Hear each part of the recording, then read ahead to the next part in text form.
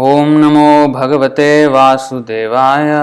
ओम नमो भगवते वासुदेवाय। ओम नमो भगवते वासुदेवाय। ओम अज्ञानतिमिरान्धस्य ज्ञानाञ्जनशलाकया चक्षुरुन्मीलितं येन तस्मै श्रीगुरवे नमः। श्रीचैतन्यमनोभीष्टं स्थापितं येन भूतले स्वयं रूपः कदा मह्यं ददाति स्वपदान्तिकं। वन्देऽहं श्रीगुरो श्रीयुतपदकमलं श्रीगुरून् वैष्णवांश्च श्रीरूपं साग्रजातं सहगणरघुनाथान्वितं तं सजीवं साद्वैतं सावधूतं परिजनसहितं कृष्णचैतन्यदेवं श्रीराधा कृष्णपादान् सहगणललिता श्रीविशाखान्वितांश्च। हे कृष्ण करुणा सिन्धो दीनबन्धो जगत्पते गोपेश गोपिका कान्त राधा कान्त नमोऽस्तु ते। तप्त काञ्चन गौरांगी राधे वृन्दावनेश्वरी वृषभानुसुते देवी प्रणमामि हरे प्रिये। वाञ्छाकल्पतरुभ्यश्च कृपा सिन्धुभ्य एव च पतितानां पावनेभ्यो वैष्णवेभ्यो नमो नमः। नमो ॐ विष्णुपादाय कृष्णप्रेष्ठाय भूतले श्रीमते भक्तिवेदान्त स्वामिनिति नामिने। नमस्ते सारस्वते देवे गौरवाणी प्रचारिणे निर्विशेष शून्यवादी पाश्चात्यदेशतारिणे। जय श्री कृष्ण चैतन्य प्रभु नित्यानंद श्री अद्वैत गदाधर श्रीवासादि गौर भक्तवृंद। हरे Krishna Krishna Krishna Hare Hare Hare Ram Ram Ram Hare Hare. Thank you very much for this coming on for the second episode of the Īśopaniṣad series, and today's topic is mantra 1. We have gone through the invocation mantra and today is the first verse of Īśopaniṣad. And yes, yesterday I was trying to remember that shloka about the 10 important Upanishads. I managed to remember just after the session ended yesterday. So it is ईश केन कठ प्रश्न मुंड मांडुक्य तैत्तिरी ऐतरेयं च छांदोग्यं बृहदारण्यकं दश. So Īśopaniṣad, which is this, Kena Upanishad, Katha Upanishad, Prashna Upanishad, Mundaka Upanishad, Mandukya Upanishad, Taittiriya Upanishad, Aitareya Upanishad, Chandogya Upanishad and Brihadaranyaka Upanishad. So these are the 10 Upanishads that are foremost of all of them. And of all of them, even Īśopaniṣad is the foremost. Alright, so today's verse, we will chant the word to word first. So you please follow after me. Īśa Avasyam idam sarvam yat kincha jagatyam jagat tena tyaktena bhunjitha ma gridha kasya svid dhanam. All right, line by line. Īśāvāsyamidam sarvam yatkinca jagatyam jagat tena tyaktena bhunjitha ma gridha kasya sviddhanam. Īśāvāsyamidam sarvam yatkinca jagatyam jagat tena tyaktena bhunjitha ma gridhah kasya svidhanam. Alright, so word to word meaning. Isha, by the Lord. Avasyam, controlled. Idam, this. Sarvam, all. Yat kincha, whatever. Jagatyam, within the universe. Jagat, all that is animate or inanimate. Tena, by him. Tyaktena, set apart, quota. Bhunjitha, you should accept. Ma, do not. Gridhaha, endeavor to gain. Kasya svit, of anyone else. Dhanam, the wealth. So thank you all for coming on for the class. All of you have said Hare Krishna, and everybody, thank you very much. People from different parts of the world, thank you very much. So we will go to the translation. It's a very important verse. Srila Prabhupada quoted this many times. Translation and purport by His Divine Grace A.C. Bhaktivedanta Swami Srila Prabhupada ki jai. Everything animate or inanimate that is within the universe is controlled and owned by the Lord. One should therefore accept only those things necessary for himself which are set aside as his quota, and one should not accept other things, knowing well to whom they belong. So we will map the phrase by phrase. Ishavasam idam sarvam. So everything is controlled by the Lord in this universe, Jagat. So, actually, Ishavasam idam sarvam yatkincha jagatyam jagat. You see, all that together is everything animate or inanimate that is within the universe, Jagatyam, is controlled and owned by the Lord. Controlled is avasyam, and owned also is control means you are the owner. Only when you're owner you can actually completely control something. Just like we think we are the owner of the body, but we really can't control our body. We did not control in whose family we would take birth, who would be our mother and father, how intelligent or how beautiful or how pious or whatever we would be. I mean, we can of course choose our actions depending on the association, but then again, we did not choose our color, we did not choose our race, and also even after having gotten this body, we don't really know how the digestive system works, how the heart pumps. We are not even controlling it, and if we can really control it, we should be able to escape death. That means if I don't want to die, I won't die. So, but we don't have any control. So, when we say control, avasyam, full control is only with the owner, complete owner of everything. So, he can make decisions. So, when the Lord says, okay, now get out of this body, we have to get out. So, we are only tenants in this body, not the owners of the body. So, is controlled and owned by the Lord. So, this is avasyam. Isha means the Lord. Isha avasyam together becomes Ishavasyam. This is sandhi, joining of the words. Idam sarvam, all this. What is that? All this. All this that is within the universe. Whatever, yatkincha, whatever. Jagatyam, that means in the universe. Jagat, this everything that is moving and non-moving in the universe. Tena tyaktena bhunjitha. So, by him, so first of all, he is the owner.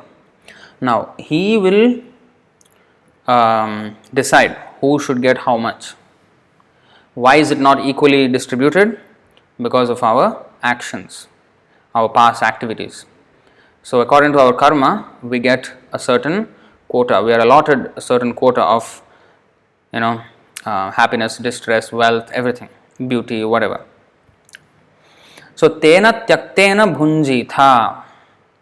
You should accept, Krishna, this Īśopaniṣad is saying, we should accept whatever is given as quota for us.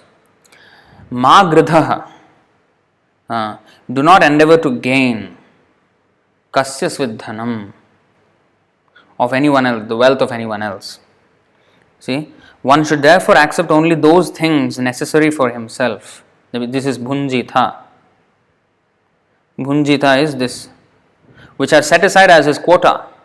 That is tena tyaktena. Tena tyaktena. And one should not accept other things. See, ma gridhaha kasya svidhanam, knowing well to whom they belong. So, a thief would only encroach upon other people's property. And if we are not thieves, if a sane person does not encroach upon other people's property. But then, whose property is everything first of all? If a thief has stolen somebody's property, and if I know that he has stolen, then I don't want to say, I don't want to, for example, what I want to say is, if I want to be nice to him and say, I will not steal his property, it's his property. But actually, it was stolen, and I know it is stolen.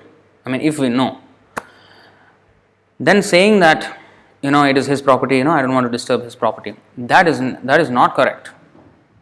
That is in fact wrong, because he has stolen it, and rightfully I have to report it to the authorities and make it known that this is a thief, and he has that money which was stolen, it has to be returned to the actual owner. So, when we say knowing well to whom they belong, if I think it belongs to the thief because it's his property, I don't want to touch it. He has earned it by his cheating or whatever. So that is wrong. Knowing well to whom they belong, we should know well that actually that is not his. He has stolen it. It belongs to him. So similarly, here everybody claims that it is their property, and a devotee is not interested in others' property. But then even they are thieves because they have taken from Krishna. So actually they are also thieves. Therefore a devotee goes and asks for donations, asks for contributions, sells books, somehow or other get their Lakshmi and use it back in the service of Narayan, to whom it actually belongs, to whom Lakshmi actually belongs, and to whom the money actually belongs. So this is one step ahead of the understanding of just normal worldly morality. Worldly morality says, okay, that is his property, I don't touch him. So, but we have to understand even deeper, one step further. Where did he get that property from? Is that his, honestly earned property, or is it stolen? So whatever is given by Krishna, that we have to accept. And sometimes, we will go to this verse. We will go to the purport, but just to clarify this whole thing. So there is this verse. Many times it is stated in the same tone. It is said, Kamasya nendriya priti labho jiveta yavata. This is Canto 1, Chapter 2, Text 10 of Srimad Bhagavatam.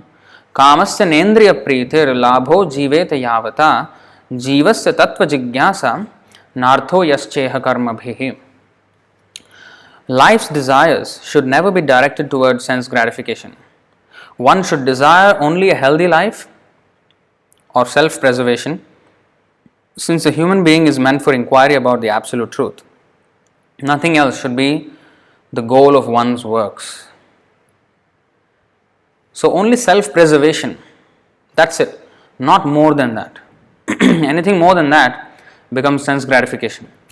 So now, in today's verse, it is said that whatever is set aside as quota for you, that you have to accept. So what if one is born in a very opulent family, a very rich family? Then should we think that, Krishna has given me millions of dollars to enjoy. So I will enjoy. I will not encroach upon other people's property, but I will enjoy those millions because Krishna has given me. Actually, the wealth that is more than what is already there for self-preservation, that is a blessing to be used in Krishna conscious service, Krishna's service. So if it is not used in that way, then we will use it in sense gratification.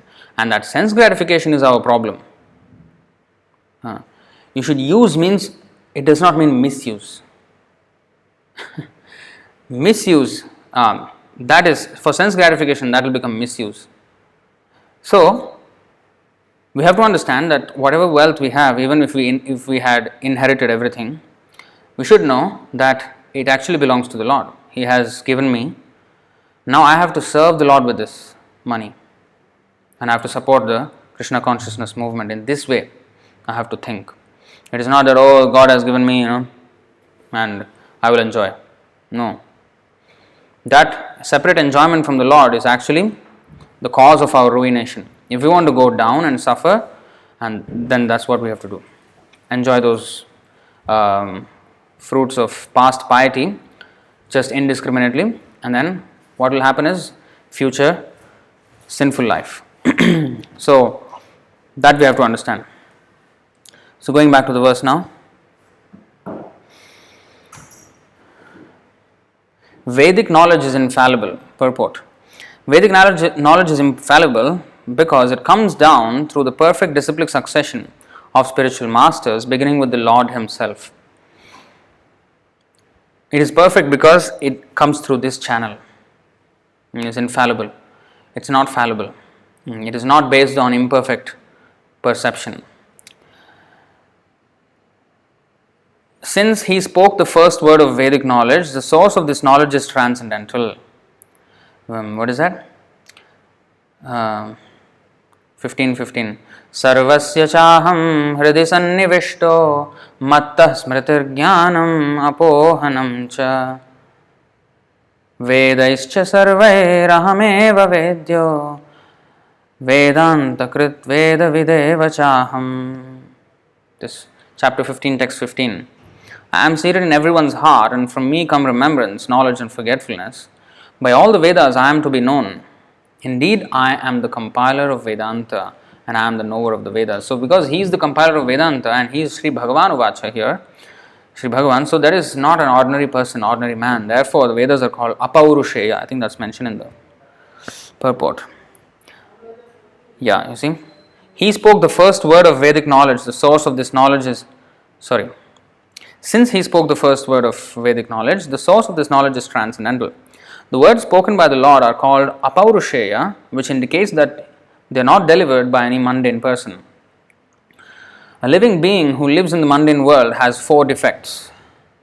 He is certain to commit mistakes, 1, and 2, he is subject to illusion, 3, he has a propensity to cheat others, and 4, his senses are imperfect. No one with these 4 imperfections can deliver perfect knowledge. So, just a little brush up where this verse is coming from, this 4 defects. Chaitanya Charitamrita, Adilila, 2nd chapter, first we'll go to 7th chapter, 107th verse. So try to remember these references, because this is a common argument which always happens while preaching. They always say, when we meet people, they say, oh, Vedas are man-made books. So we should know. No, they are not man-made. So prove it. Okay, one is 15:15. Krishna is saying, I have compiled Vedanta. Then they are called Apaurusheya. Then what is great about Krishna speaking, and what is so great about pure devotee speaking? So that's here. They don't have these defects. So we should know exactly where it comes from, where in which part of our scriptures this whole evidence comes from. So this is we have to get used to this way of thinking. Where, what, chapter, verse number, and exact verse, the words, everything. Brahma pramad vipralipsa karana patav ishwarer vakya nahi dosha e shab. The material defects of mistakes, illusions, cheating and sensory inefficiency do not exist in the words of the Supreme Personality of Godhead.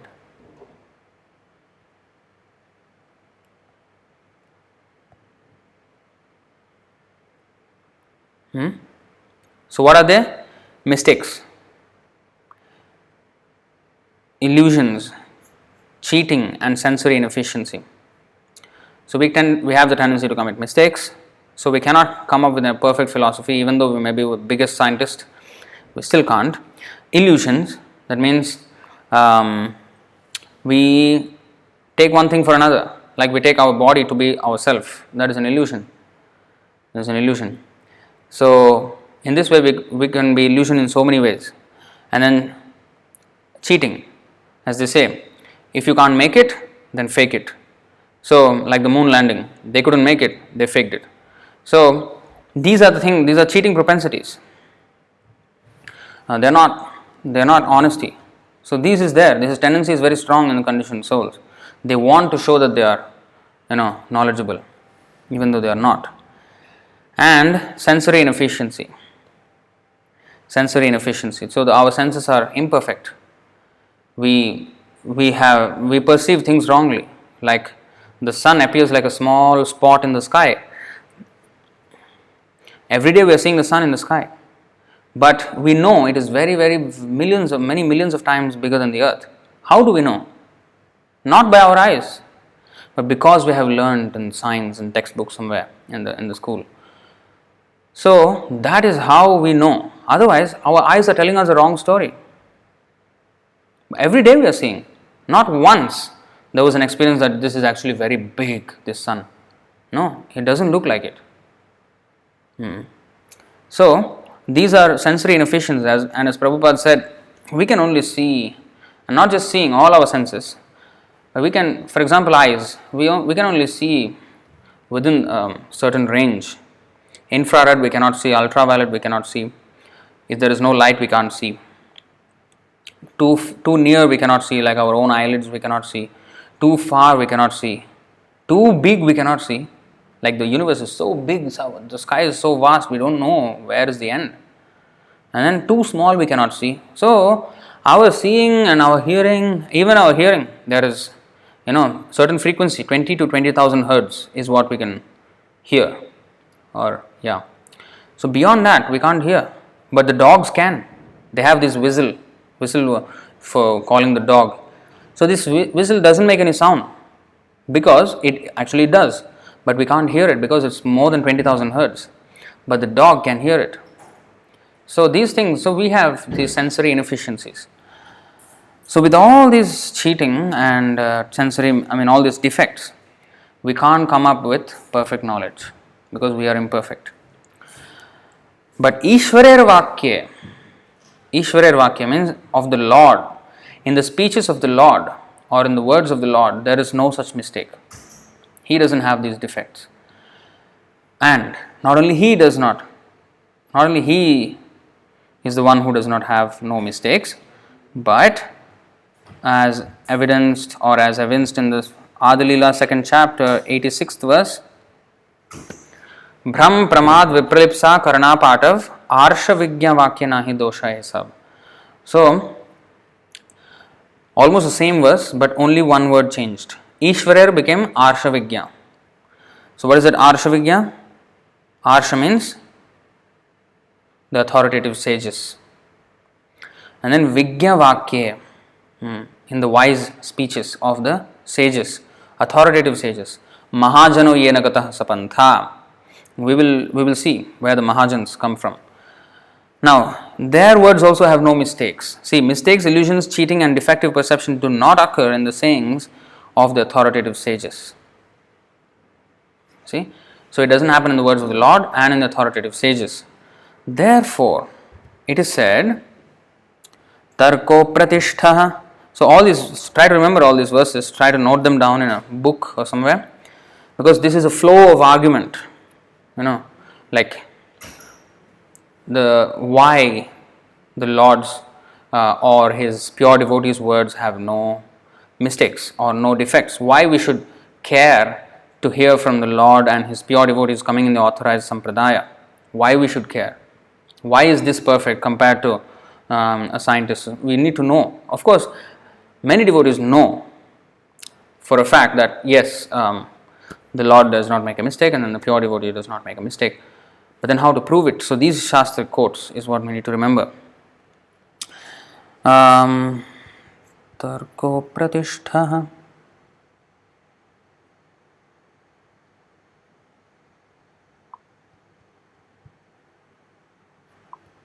What is that? Doesn't come up. Shrutaya. That's strange. Shrutaya.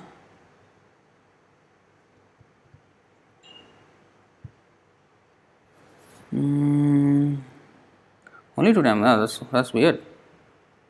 Okay, we will search in the other app. This should be here. Because I want to show you that verse because it's important. Tarko pratishtha shrutayo vibhinna nasa vrishiriyasya matam na bhinnam dharmasya tattvam nihitam guhayam mahajano yena gatah sa pantha. So this is from the Mahabharata actually. Tarko, it is there in the Chaitanya Charitamrita, I am sure. Pratishtha. Here also it is searching. No, this is all in the lectures. That's weird. Shrutaya vibhinna. It's not there even. That's very strange. There it is. Tarko pratishtha. CC Madhya. I don't know. Thank you for the comment. I do not know why it doesn't even show up. That's very weird. Okay. Anyway, Madhya 17.86, 186, 17.186. So,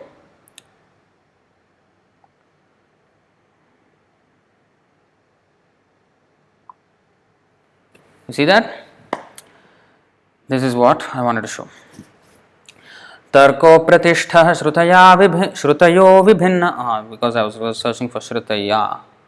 Shrutayo. But Tarko pratishtha I searched, but anyway. Tarko pratishtha shrutayo vibhinna nasa vrishiryasya matam na bhinnam dharmasya tattvam nihitam guhayam mahajano yena gatah sa pantha. Mahajano. Remember that word. Okay? The translation. Sri Chaitanya Mahaprabhu continued, dry arguments are inconclusive. A great personality whose opinion does not differ from others is not considered a great sage. So a Muni or a Rishi, he is actually not considered a Muni in the strict sense of the term if his philosophy does not differ from others. So if he has his own philosophy, then he is called a Muni in that right. So unless he has a different philosophy, he is usually not called a Muni. In the speculative circles, Jnani circles.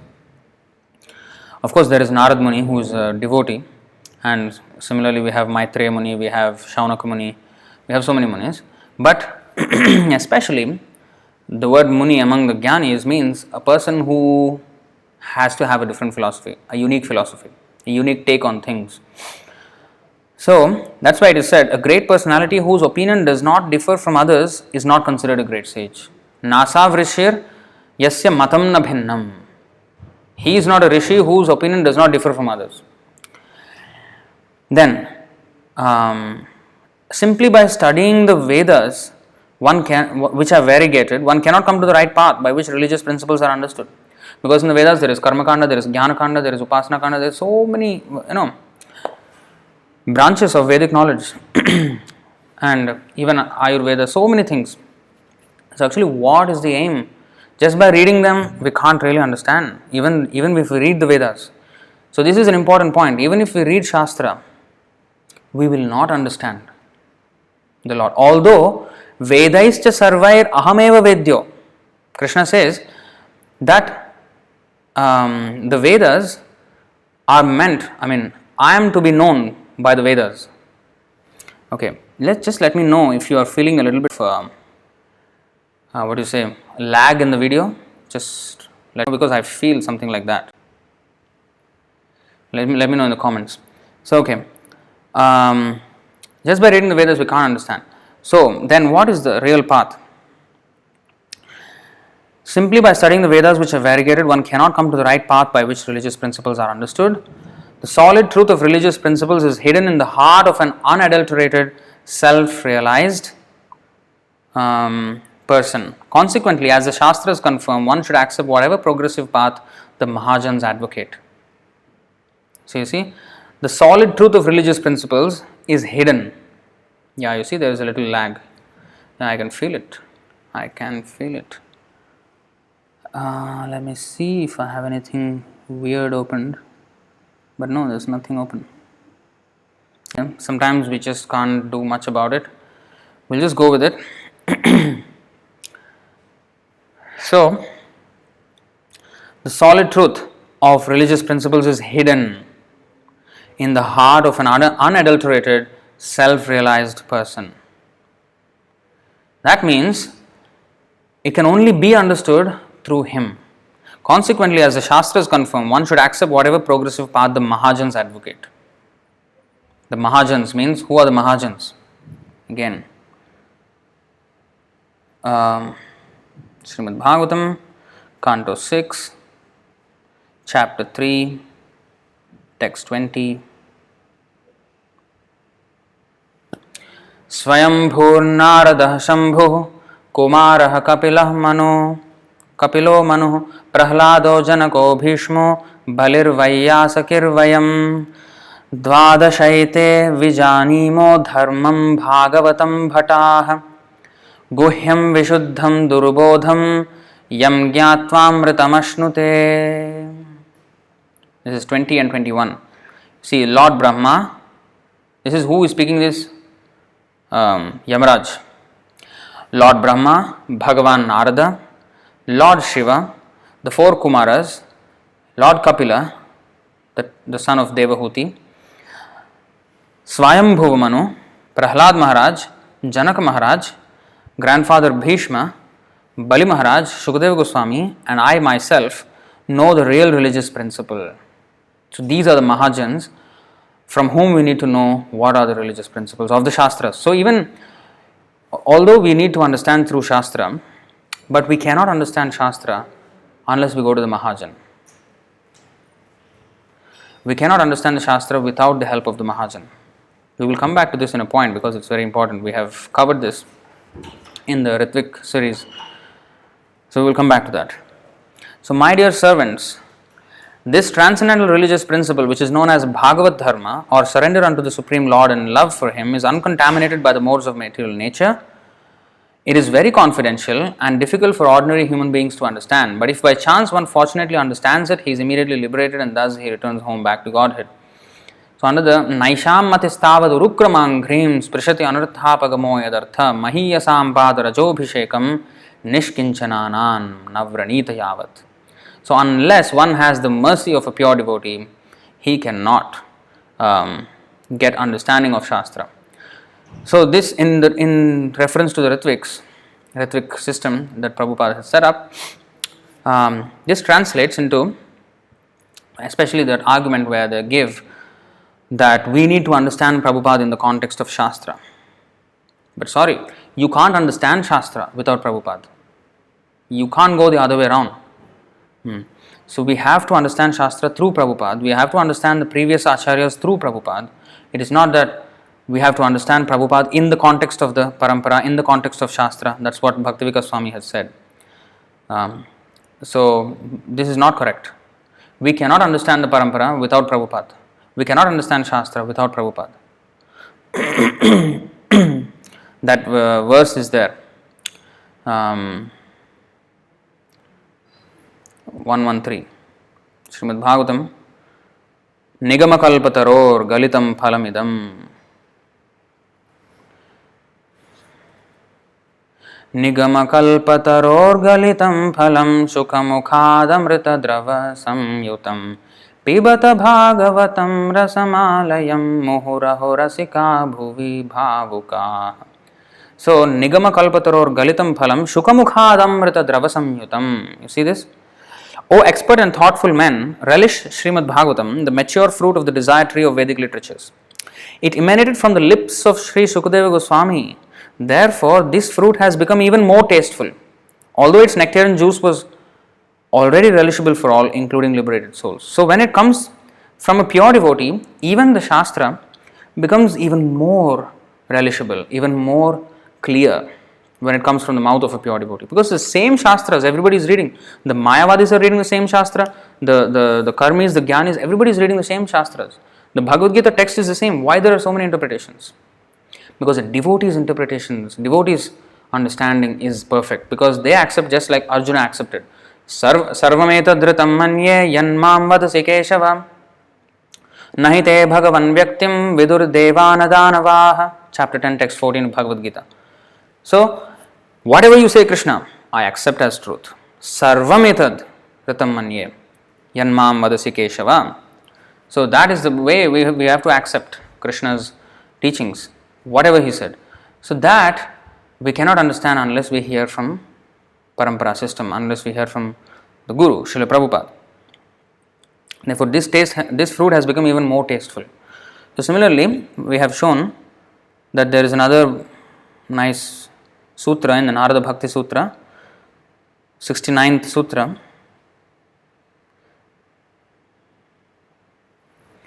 Tirthi kurvanti tirthani, sukarmi kurvanti karmani, satchastri kurvanti shastrani. This is the quality of a pure devotee. Their association makes holy places holy. Tirthi kurvanti tirthani. Works auspicious. Their association will make all our work auspicious. And their association will make the scriptures authoritative. So already the scripture is authoritative. When it comes out from the Mahajan, it becomes even more important. That's why there is, I think we have also read that in one of the classes. In one of the purports it is mentioned, maybe if you know you can take it out in the comments, that a mantra, when it is chanted by the pure devotee, it becomes even more powerful. The Mahamantra is already powerful, but when it is chanted by a pure devotee, it becomes even more powerful. So that is a special effect of association of pure devotees. So therefore, that is the only way we can understand. That's why Krishna says, Evam parampara praptam emam rajarshayo viduhu sakali nehamata yogo nashta parantapa tadvidhi pranipatena pariprashnena sevaya upadekshanti te jnanam jnaninas tattvadarshinah. Krishna himself is asking us to go to the Guru and learn. And Guru who is coming from Evam parampara praptam. So that's why when we hear from parampara, this whole channel is perfect. So these are all the verses that are related to this topic, this explanation of why it is perfect. Alright, so we will go back.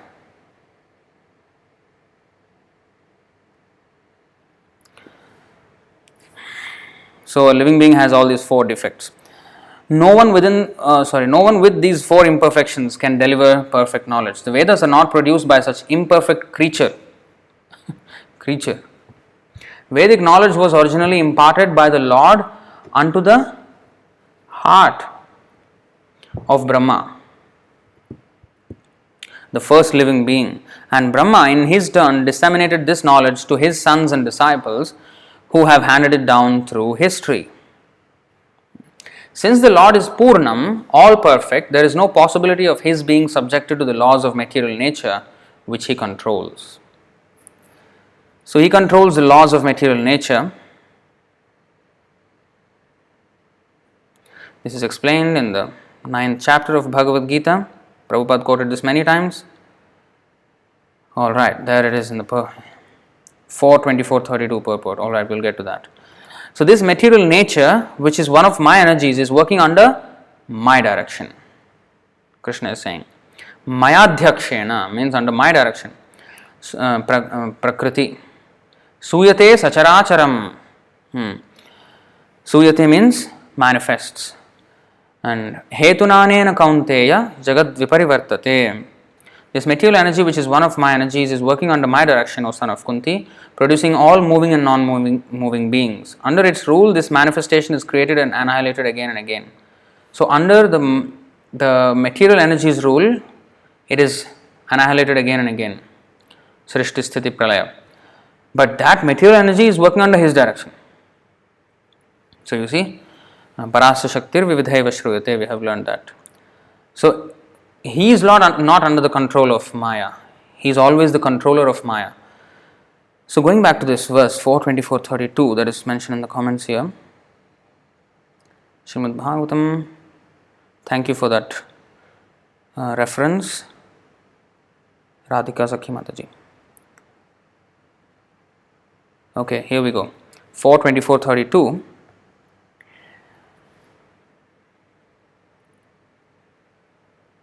When a mantra is chanted by a great devotee, the mantra becomes more powerful. Although the Hare Krishna Mahamantra is powerful in itself, a disciple upon initiation receives the mantra from his spiritual master. For when the mantra is chanted by the spiritual master, it becomes more powerful. So this is Shastri Kurvanti Shastrani. So all this is very important. So when it comes from a devotee, it becomes even more powerful.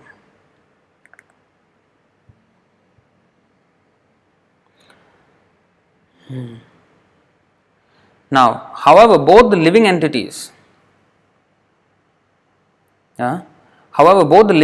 and inanimate objects are controlled by the laws of nature and ultimately by the Lord's potency.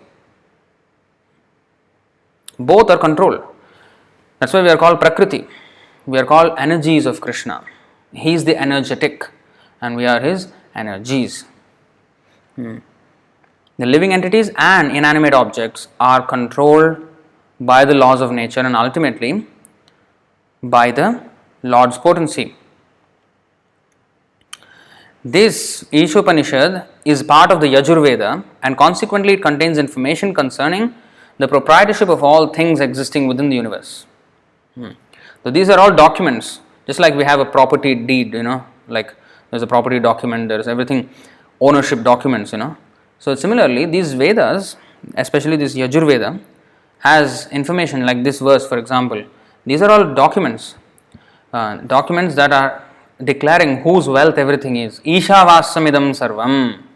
Everything is the property of the Lord. That's it. Finish.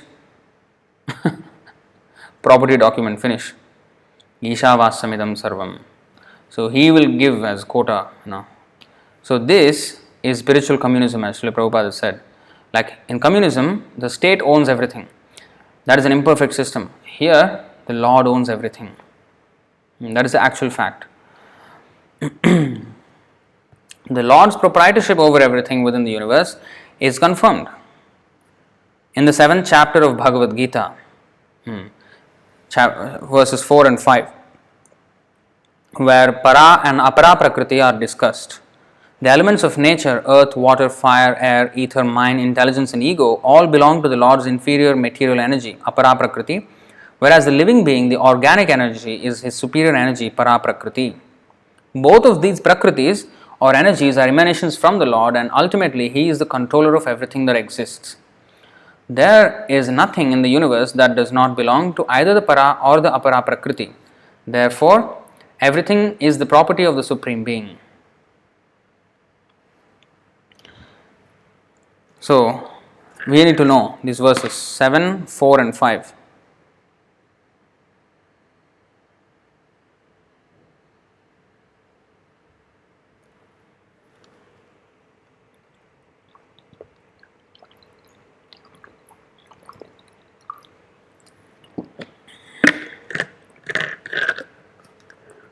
These verses should be in memory.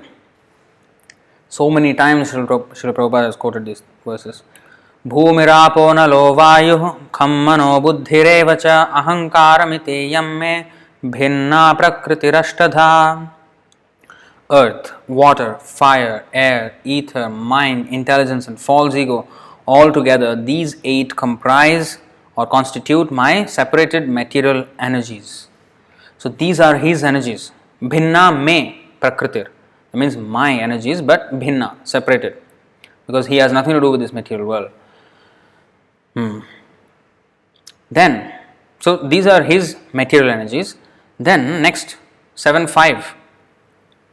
Apareyam itastvanyam prakritir vidhi me param jiva bhutam mahabaho yayedam dharyate jagat. See that? Besides these, O mighty armed Arjuna, there is another superior energy of mine. Again, it is his. Vidhi me. Me means my. So both are his energies. We are also his energies. The material nature is also his energy. So energy means, suppose my energy. For example, I lifted this bottle. So my energy is to be used for my purpose, right? So similarly, Krishna's energy has to be used for Krishna's purpose. So that we have to understand. So because we are his energy, we have to be engaged in Krishna's service because we are meant to serve him. We are his energy. We are trying to be separate. That's our problem. Okay, going back. Or did we read the whole thing? Okay. Besides these, O mighty armed Arjuna, there is another superior energy of mine which comprises the living entities who are exploiting the resources of this material inferior nature. And actually in the original version it is said, who sustain the universe. So the whole universe, everything is moving. For example, in this earth, so much movement. Now of course the movement stopped because of all this coronavirus. So the movement is happening, so much movement is happening, but behind every single movement there is a living person.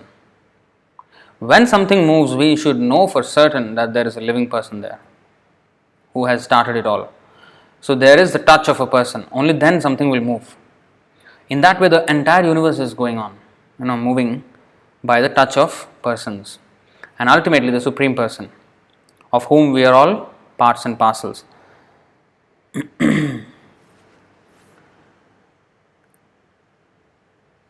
So there is nothing in the universe that does not belong to either the para or the apara prakriti. Now if you study the universe, everything is made of either this material energy, which is earth, water, fire, air, ether, mind, intelligence and false ego, or it is the soul. Besides these, can you find anything else in this world? There is nothing. No, I find buildings. No, buildings are just combinations again. So brick, what is a brick? It is earth and water mixed and heated in a kiln. In heat, it is heated, or sometimes sun dried. Then so earth, water and fire put together then becomes a brick, and those are the foundation, building blocks of the whole building. So in this way, if you see even glass is coming from sand, so that's again earth.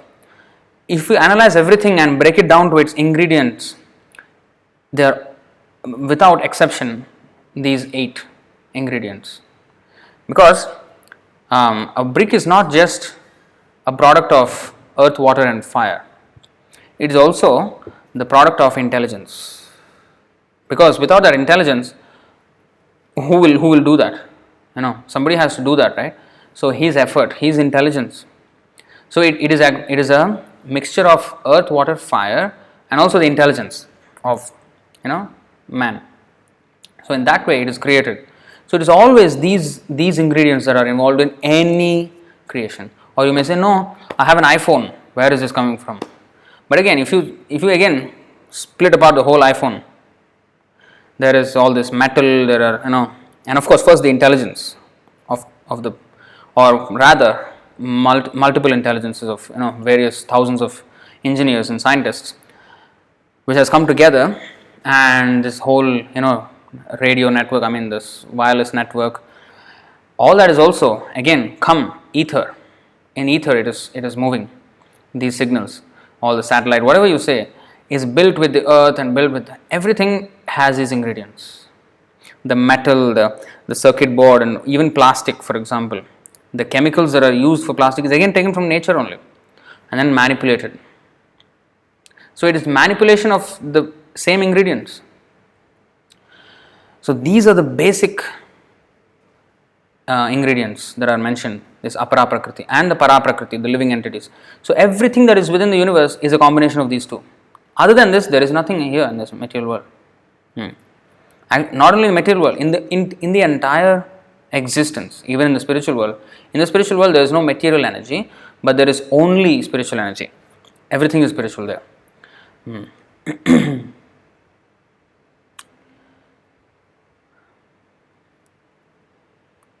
Virendra Prabhu is asking, material energy is Durga, internal or spiritual energy is Radharani. Living entity is whose energy? No, it's Krishna's energy only. Tatastha Shakti. But is there any representation? I don't know. But we are all under Krishna anyway. We can be either under the influence of Durga or under the influence of Yogamaya or Radharani. Alright, so because the Supreme Being, where are we? Yeah, because the Supreme Being, the absolute personality of Godhead, is the complete person, he has complete and perfect intelligence to adjust everything by means of his different potencies. Again, when we read all these things, try to understand. Like, he has complete and perfect intelligence to adjust everything by means of his different potencies. Now, if you see what is this adjust, what? Intelligence to adjust everything? What adjust? So now if you see, every single planet is full of different atmosphere. That is stated in the Brahma Samhita. What is that?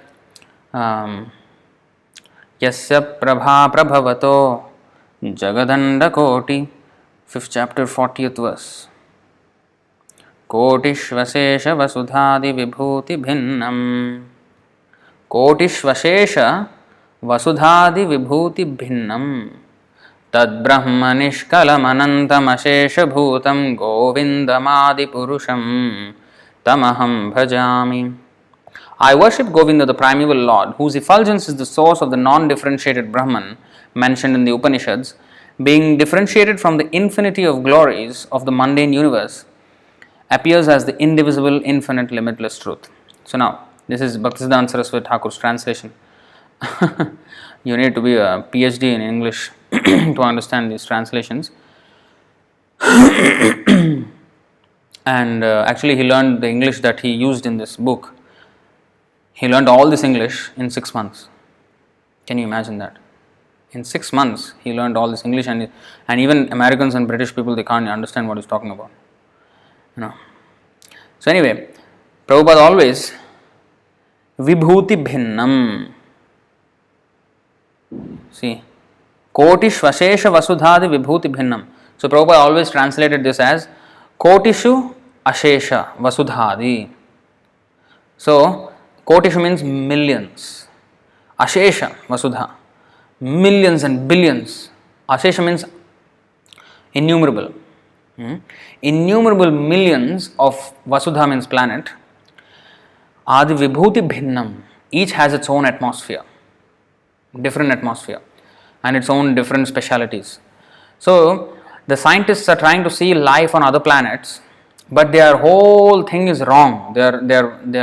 They say Mars has no life, Moon has no life, Sun has no life.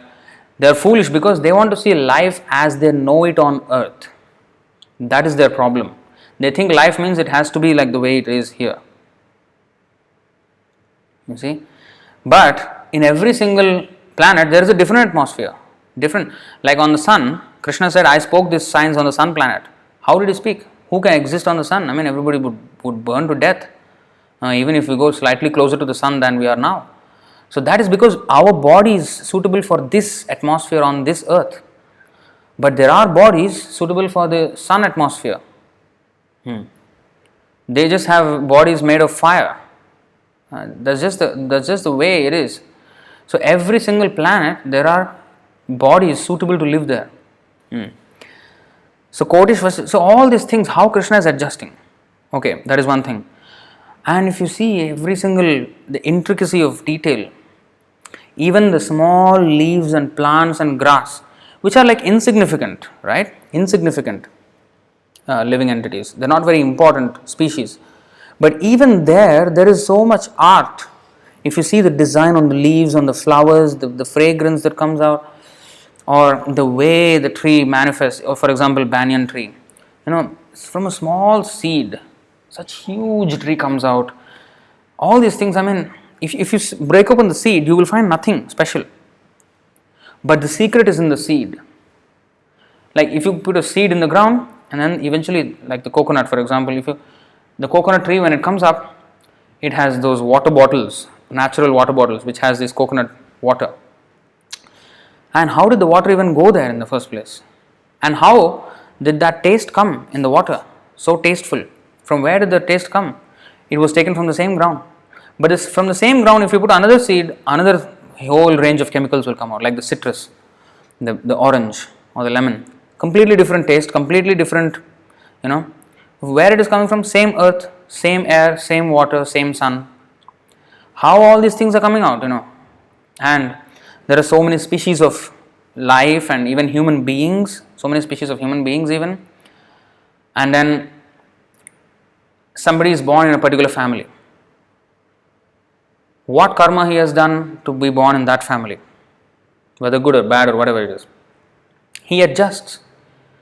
If somebody does some activity, where he has to go, that arrangement is there. Some family somewhere, some species somewhere, it is there, arrangement. Even it is said, the plants which are on the roadside, they are not as pious as those plants in the forest where it is in the natural habitat compared to the man-made habitat where there is vehicles passing through and the tree cannot sleep properly in the night. It is not so comfortable for the tree in the night with so much movement around.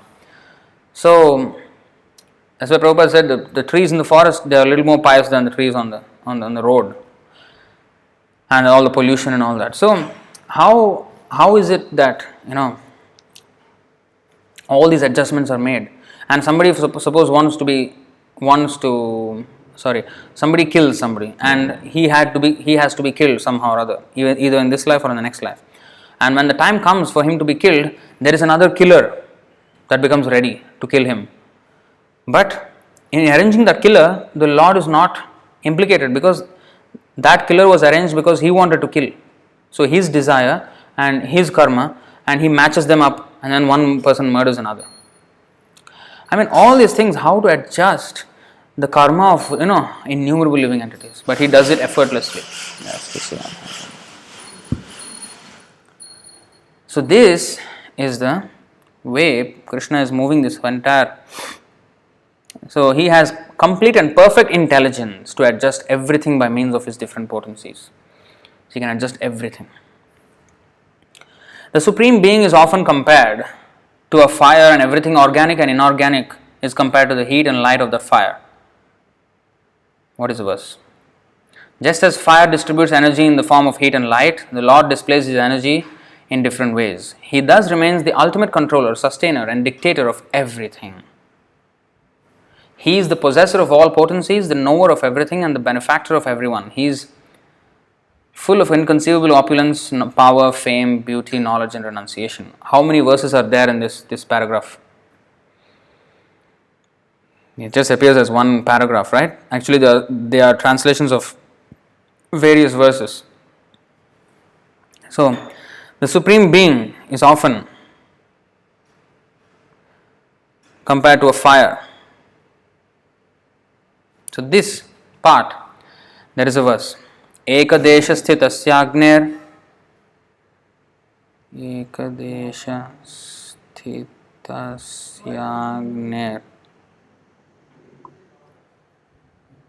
It doesn't come out.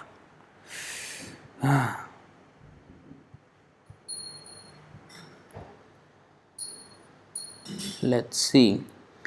Ekadesha. Yeah. I think this one, yeah. Madhya Lila, chapter 20, verse 110. Ekadesha sthitasya agner jyotsna vistarini yatha parasya brahmana shaktis tathedam akhilam jagat. This is from the Vishnu Puran, 1st canto, 22nd chapter, 53rd verse. Just as the illumination of a fire which is situated in one place is spread all over, the energies of the Supreme Personality of Godhead, Parabrahman, are spread all over this universe. So, Ekadesha sthitasya agneha. So, Agni means the fire is situated in one place. Jyotsna vistarani yatha. The heat and light goes here and there. So many places. So, Jyotsna means the fire has heat, it has light, it has smoke, so many things. So, all these heat, light and smoke have no independent existence from the fire. But fire is not heat, fire is not light, fire is not smoke. but fire produces these things. Fire is that form, So, but it has these energies of heat, light and smoke. So, similarly, the Lord has multifarious energies. He thus remains the ultimate controller, sustainer and dictator of everything. Ishvara Parama Krishna Sachidananda Vigraha Nadiradir Govinda. So many verses are there actually. Bhoktaram Yaggatapasam, actually that is later on. He is the possessor of all potencies, the knower of everything and the benefactor of everyone. This is possessor. Bhoktaram Yaggatapasam Sarvaloka Maheshwaram Suhridam Sarvabhutanam. He is full of inconceivable opulence, power, fame, beauty, knowledge and renunciation. This is that verse from Parashar Muni in Vishnu Puran. What is that? Aishvaryasya samagrasya viryasya yashasya shriyaha jnana vairagyayoschaiva shannam bhaga itingana. So this is 6 opulences of the Lord. So all these verses are quoted in the purport here. So the supremacy of the Lord is established thus far in the purport. One should therefore be intelligent enough to know that except for the Lord, no one is a proprietor of anything. One should accept only those things that are set aside by the Lord as his quota.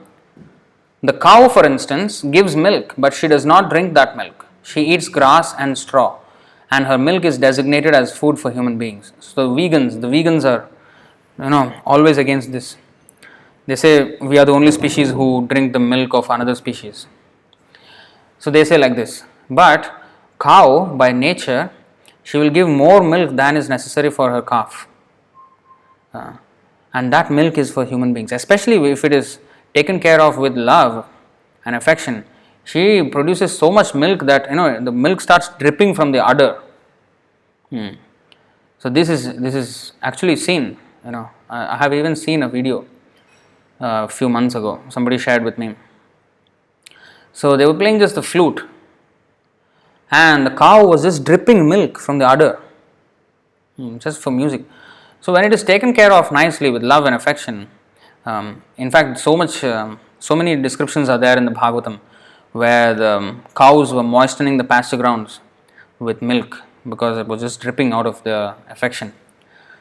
So that is how a cow will always produce more milk than is necessary for the calf. So that milk is for the human beings, and Krishna showed it personally. Whatever the vegans may say, whether it's different species milk or whatever you say, whatever Krishna, that's why we are not a product. Our philosophy of, we are not vegetarians or vegans or no, these are all mundane ideas. We are only eating Krishna prasadam. So whatever can be offered to Krishna, whether it be animal also, animal product like dairy product, it can be offered. Like peacock feather can be offered to him. So like this, and conch shell. So there are things which can be offered to Krishna, even if it is from the animal, we will offer, because Krishna said that he is satisfied with that. So according to the Shastra, we perform. So ours is not exactly vegetarianism or veganism. We don't subscribe to these philosophies. These are imperfect philosophies. And Krishna therefore personally, even when he was born, although he was born of a Kshatriya parents, he went and stayed with the Vaishya community to show the importance of cow protection. It's a very important lesson he taught us, how to tend to cows. First thing in his life, when he came here, before even becoming as a king and all that, he first took care of the cows. Gopala, Govinda. So that is what we need to understand, how important cow protection is. In fact, the spiritual world, the highest planet of the spiritual world is called Goloka. Go means cow. Planet of the cows. Like that movie, there is a Planet of the Apes. This is Planet of the Cows. Krishna's planet is Planet of the Cows. That much he loves cows. So when Krishna says something, even if it be other species, doesn't matter. Krishna said it, that's right. Like Prabhupada said, there was one Swami who was saying that we are strict vegetarians. Even if Krishna asks us to eat meat, we will not eat meat. And Prabhupada said that is nonsense. Because we have to do what Krishna asks us to do. Not that we are trying to be here moralist apart from Krishna's instruction. That's what Yudhishthir Maharaj tried. When Krishna asked him to lie, he wanted to be an honest man. No, I don't want to lie. So then of course Krishna covered it up. He said, you say Ashwathama is dead but not your son, the elephant. So when he was saying the elephant, not your son, and then the conch shells were blown. I hope you know the story. So this is for that he had to see hell before he went back to Godhead. He saw hell for 1 hour, and Prabhupada explained this because of this. He refused to lie when Krishna asked him to lie. So our moral principle is to follow Krishna. Sarva dharman parityajya mamekam sharanam vraja. Of course, Krishna doesn't ask us to lie. He said so many times we have to be honest. But when Krishna asks us to lie, especially, just like for example, killing is bad. You kill, you get punished. But when the government asks, okay, now soldier, you have to kill. Now when the soldier goes and kills on the battlefield, he is rewarded. Now, so that killing itself is not good or bad. Whether the sanction of the government is there or not, then it becomes good or bad. Like spy, espionage. So when somebody is a spy to go and infiltrate into other people's camps or whatever, doing all this spy work, it is very dangerous work, and it is usually illegal, data privacy, whatever. But when a spy does it for the country, the country will glorify him. He's paid a very, very big salary for cheating work. So in which way we use it? Like a gun is good or bad? Yes, if it is in the hands of a terrorist, it is bad. If it is in the hands of the policeman, it is good. So the gun itself is not good or bad. So similarly, truthfulness is good. Yes, generally we have to be truthful. But when Krishna asks us to lie, we have to lie. Sarvameta dhritam manya, sarvadharman parityajya.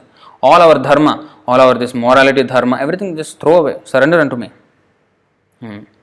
But of course, it is Krishna says that is for he showed with Yudhishthira Maharaj. But we generally have to be honest. So that is there. General rule is there for everybody. Arjavam, that is Brahminical quality. But what we are saying is the so-called morality of the mundane person is not the same as the morality of Krishna, in the eyes of Krishna. When Arjuna wanted to be the perfect moralist, no, I don't want to fight this war. Let them have the kingdom, it doesn't matter. I will retire to the forest and I will pass my days like that. No, you have to fight now. And that too, Krishna did not need Arjuna to fight, but still he asked Arjuna to fight. Why? Because that is the dharma. We have to surrender. He is teaching Arjuna, and through Arjuna he is teaching us how to surrender to Krishna. We always want to be in our own comfort zone. You see, we want to be always in our own comfort zone. But Krishna wants to push us that much more outside of our comfort zone and surrender unto him. Surrender means we have to get out of our comfort zone. We cannot surrender on our own terms. Surrender means on Krishna's terms, not on our terms. No, I will do this, I will do that. I don't mind being your devotee, but I will do this way. Arjuna said, I will meditate on you in the forest. No. What is that? Ma manusmara yudhyacha. You meditate on me as you are fighting. As in, when you are fighting full force, throwing arrows at 60 arrows a second, that time you meditate upon me. How to meditate when you have to be so alert? With love it is possible. With love anything is possible. It's like when a person loves somebody, he will think of that person, whatever he is doing, he is always thinking of that person. So this is possible with love. It's not possible with logic, it's not possible with all this, possible with love. So therefore, Maya Saktamana Partha. Krishna is saying, get attached to me, get attracted, attached to me in affection. So this is what we have to do. Ayappa is saying nowadays ISKCON temples are doing vegan abhishek to deities. Are you sure? Because I don't think so, because they will definitely use milk. So, so milk is like this. So veganism and all these ideologies we don't subscribe to this. We don't subscribe. This is some nonsense. They are trying to make something good in their own way. That will always fail. Thus we should be satisfied with those things. Yes, kindly, did we read this? Yeah. So the milk does not drink that milk. She eats grass and straw, and her milk is designated as food for human beings. Such is the arrangement of the Lord. Thus we should be satisfied with those things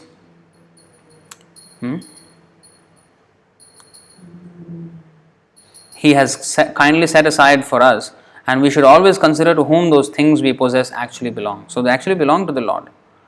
Take for example our dwelling, which is made of earth, wood, stone, iron, cement, and so many other material things. If we think in terms of Śrī Īśopaniṣad, we must know that we cannot produce any of these building materials ourselves. We can simply bring them together and transform them into different shapes by our labor. Now remember this. We can simply bring them together and transform them into different shapes by our labor. A laborer cannot claim to be a proprietor of a thing just because he has worked hard to manufacture it. Now, there are so many inventors, scientists. They have labored hard and invented something, but they are only laborers. Just like in a building, there is so much labor required to, manpower required to build a huge building. Now, none of those laborers can claim proprietorship to the building. No, I built this, I worked so hard. No, how come I don't have any property in this building? I worked very hard. No, it's not your property. Sorry. Similarly, even though everything we may create, nothing is our property, even if we worked hard for it. You have to remember this. Not just because it was, it came as an inheritance or something. Even if we did work hard for the money that we earned or whatever it is, that hard work also does not allow us to say that we are the owners. We are never the owners, because if we are, then we should be the controller. But we can't control. When the death comes, we are separated from our so-called empire. So nothing is actually ours. Everything is the Lord's.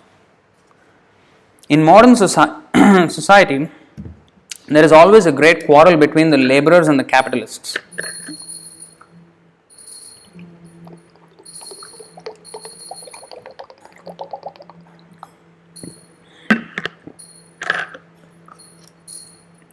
This quarrel has taken an international shape, and the world is in danger.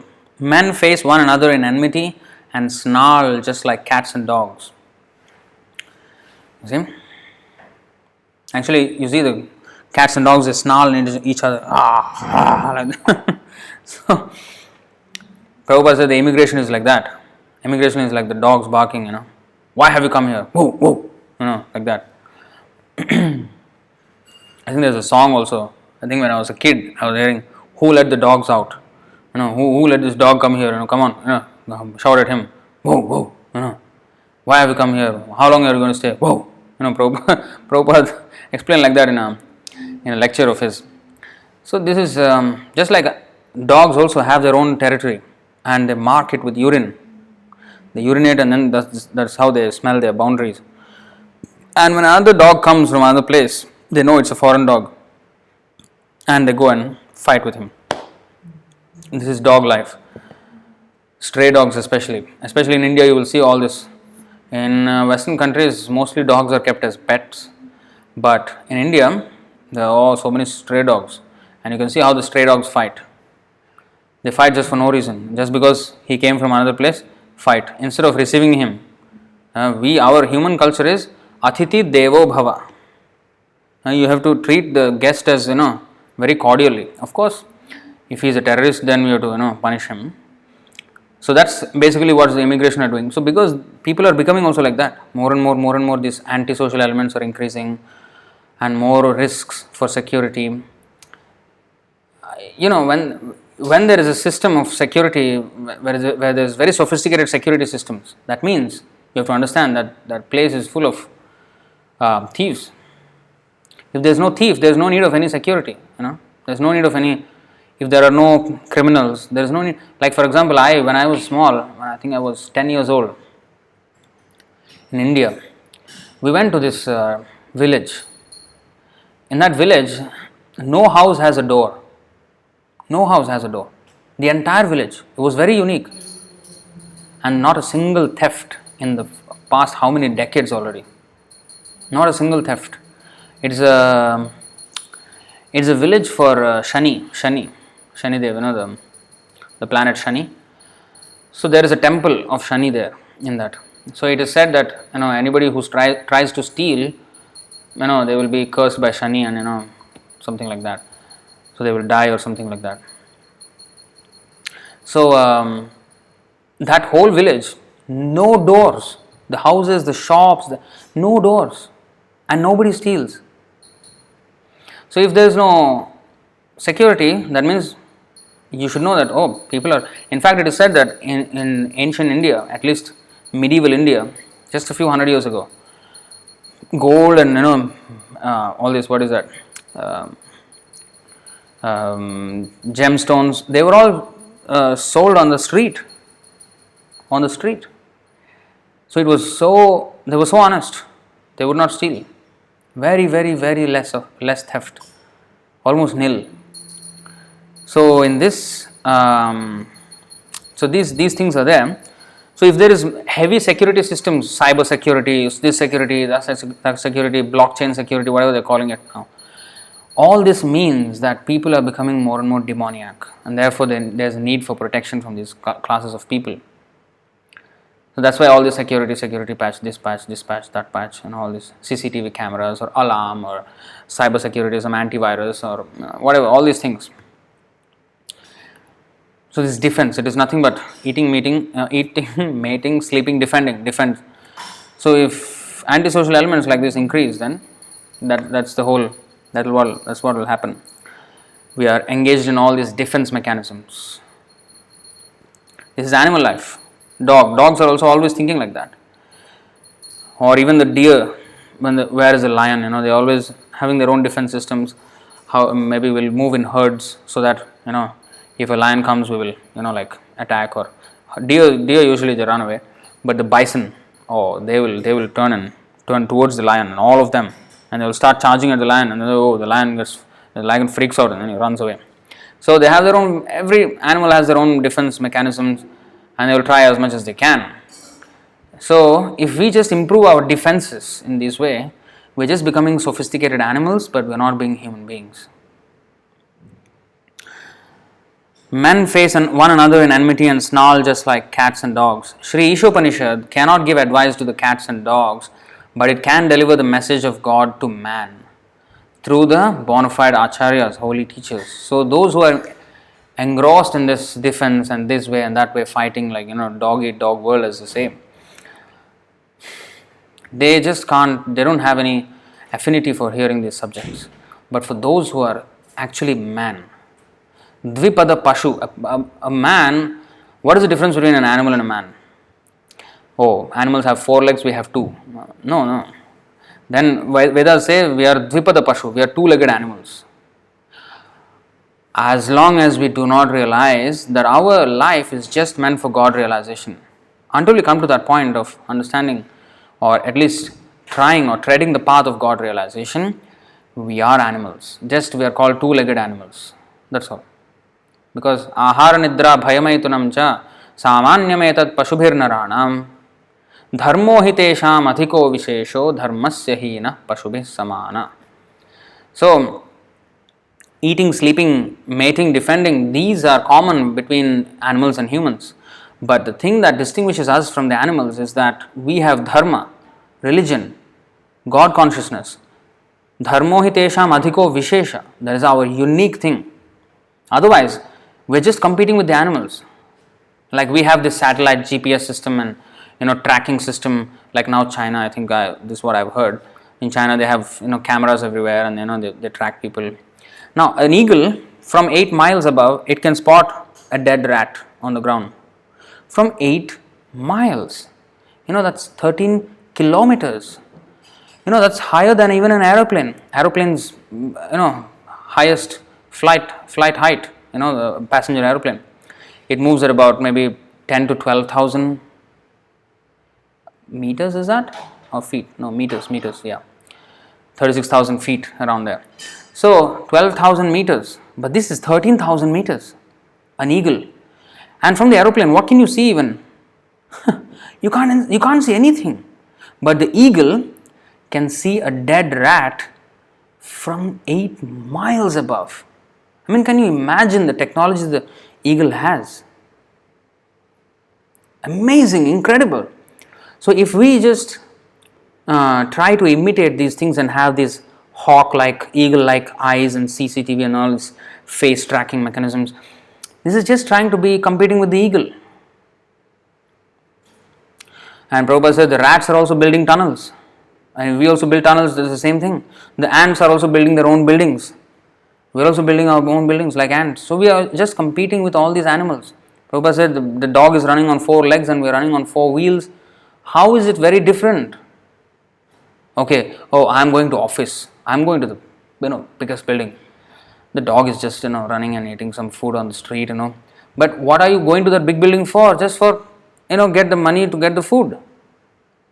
You are going in an indirect way. In fact, you first have to go and then earn money, and that money you have to buy food, and then the dog is just going there, eating food and coming back.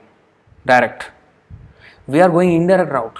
We have to earn money first, and then with the money we will buy food. We don't know how to even produce food, how to eat, we don't know. Somebody will cook, so eat in a restaurant somewhere. So you see how we are just competing with the animals by doing these things. So our human intelligence, just because we have a smartphone, doesn't mean we are smart. Like I always said, in Singapore, we have an app called Grab. Grab is like the Uber in America.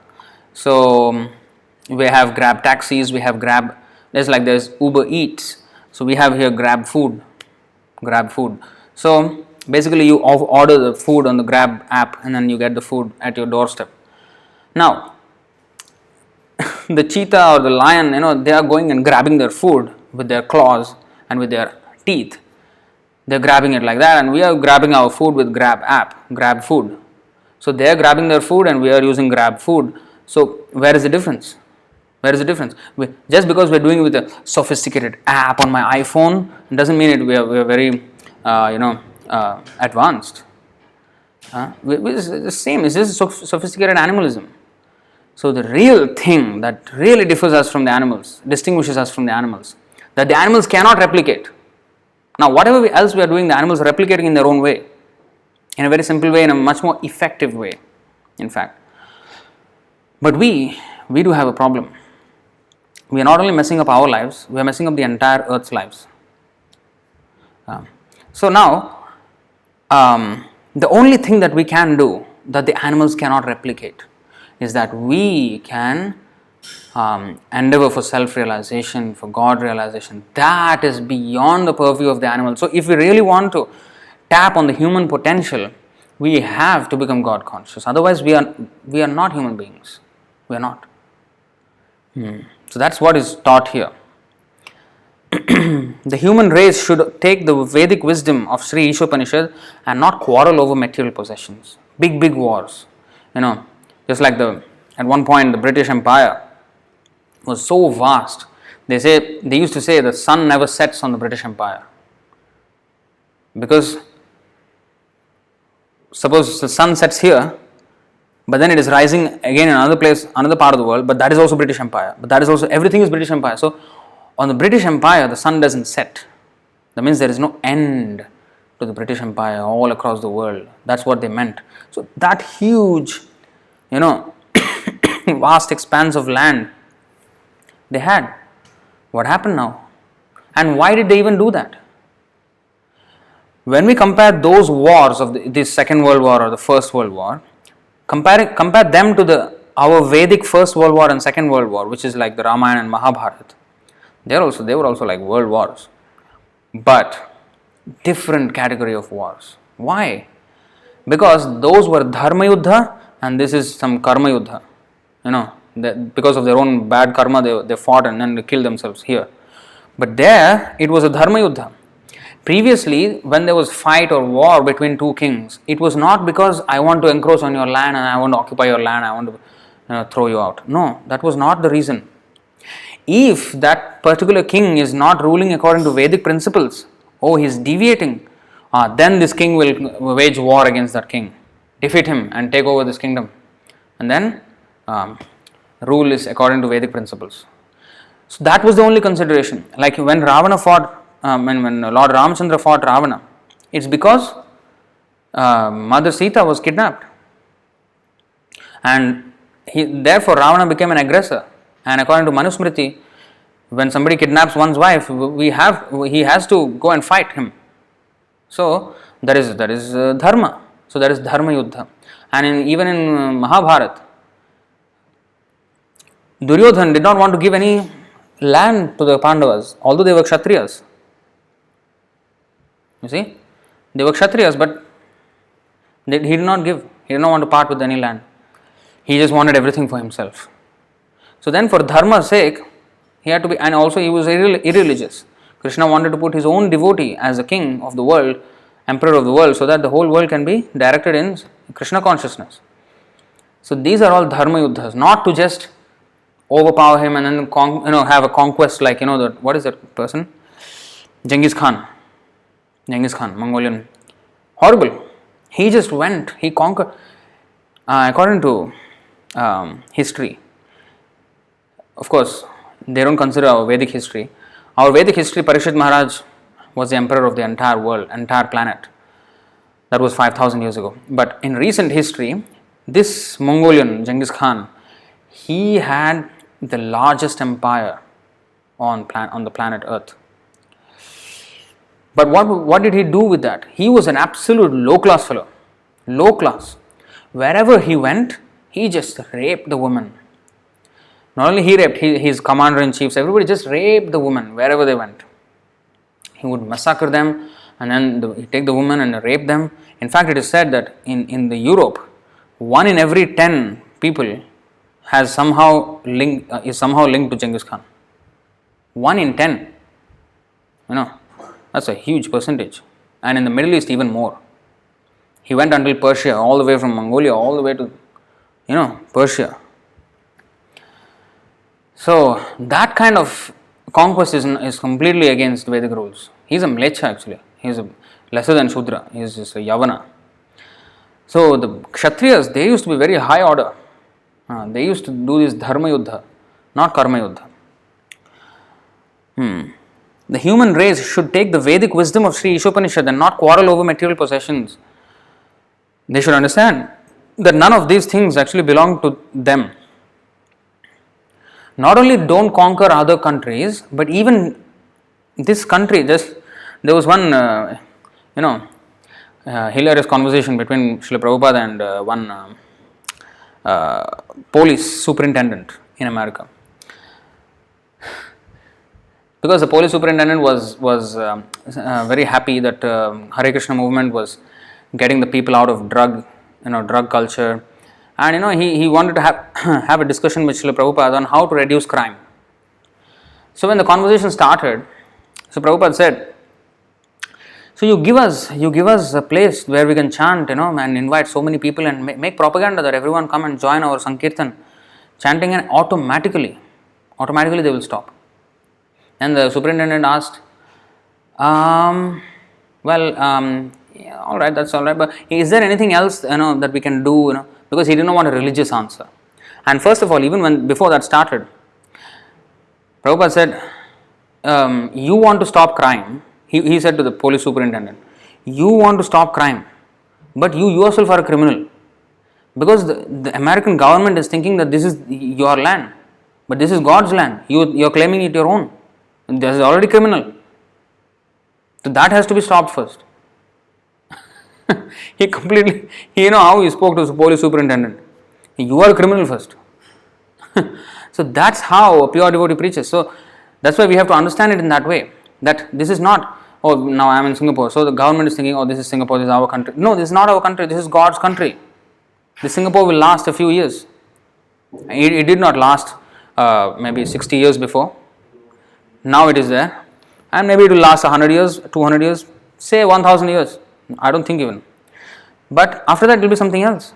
Just like India was Pakistan and Burma and Bangladesh, all was India. And before that the Bharatvarsh was the entire planet. It reduced and reduced and reduced and reduced. The recent reduction was and now even the Kashmir, half occupied by Pakistan. Of course, they're trying to regain it back. But you see how it is cut, and it is reducing and reducing. So in the end of Kali Yuga, only the tract of land along the Ganga river will be known as Bharatvarsh. Everything else will be other countries. So these things will happen. So because why? They don't take advice from Īśopaniṣad. Simple. First verse. One shloka can solve the entire problems. One shloka. We are discussing. The world leaders need to understand this. Actually, nowadays the world leaders are not really world leaders, they are world misleaders. The real leaders are only the devotees. Those of you are sitting here, you are the real leaders. We have to lead the others. We know the answers. Before, the leaders were the Brahmanas. But now, Brahmanical culture is totally extinct almost. But the Brahmanas are actually the leaders of the entire society, the entire world, because they know what needs to be done for the welfare of the entire world. And therefore, the devotees, they are the real leaders, and we have to behave like we are. That means we have to teach the science to everybody. We have to learn it and we have to teach it. One must be satisfied with whatever privileges are given to him by the mercy of the Lord. There can be no peace if the communists or capitalists or any other party claims proprietorship over the resources of nature, which are entirely the property of the Lord. There will be no peace. So this is explained in the Bhagavad Gita as well, 2nd chapter, 66th verse. Nasti buddhira yuktasya nacha yuktasya bhavana nacha bhavayatah shantir ashantasya kutah sukham. 2.66. One who is not connected with the Supreme in Krishna consciousness can have neither transcendental intelligence nor a steady mind, without which there is no possibility of peace. So first of all, you have to be Krishna conscious, and then we will have transcendental intelligence, and with that transcendental intelligence we will have a steady mind, and then with that steady mind we will have peace. But if we don't have Krishna consciousness, we will not have a transcendental intelligence, and because our intelligence will be weak, we cannot control our stupid mind or our monkey mind, and then because of that monkey mind, we will be completely in this agitated, we won't have any peace. We will be fighting like cats and dogs or like monkeys.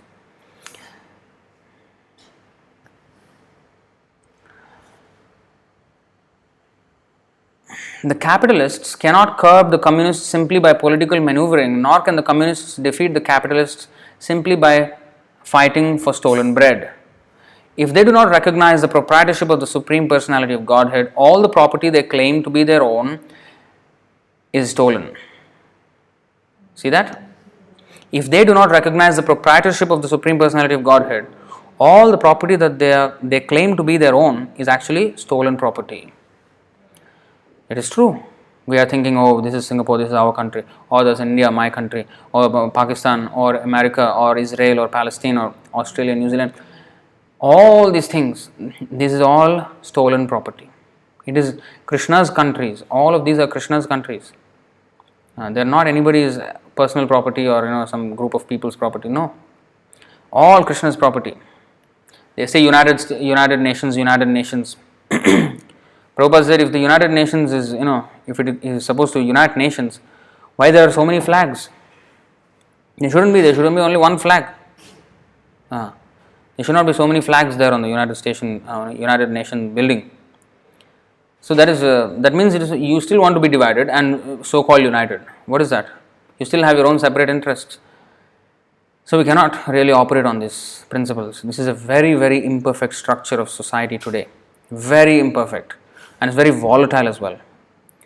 Therefore, there is the proper way is to accept that the Lord is the master of everyone, and He is the owner, and we are just His servants, and guide all the people in God consciousness. That is the real civilization, real human civilization.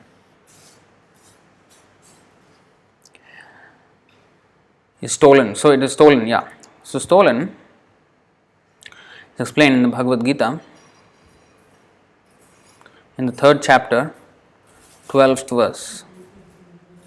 Ishtan bhogan hi vo deva dasyante yajna bhavitah tairdattan What is that? Apradayabhyo yo bhunkte stena eva saha. Stena means thief. We are a thief in charge of the various necessities of life. The demigods being satisfied by the performance of yajna, sacrifice, will supply all necessities to you. But he who enjoys such gifts without offering them to the demigods in return is certainly a thief. So, of course, demigods again are just agents of the Supreme Lord. So, unless we really acknowledge the presence of the Lord and acknowledge His ownership and use everything back in His service, which is actually called yajna. Yajna, what is that? What is that? 3:9.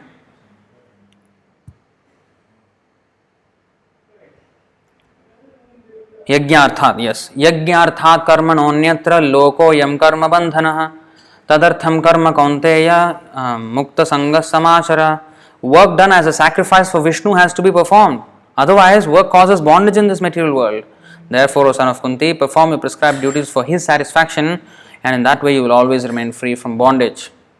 So here, the demigods are just parts and parcels of the Supreme Lord. So the Supreme Lord, we have to always give back to Him, our contributions. So otherwise, we will be the thief. Stena eva saha. So everybody in this material world is a thief.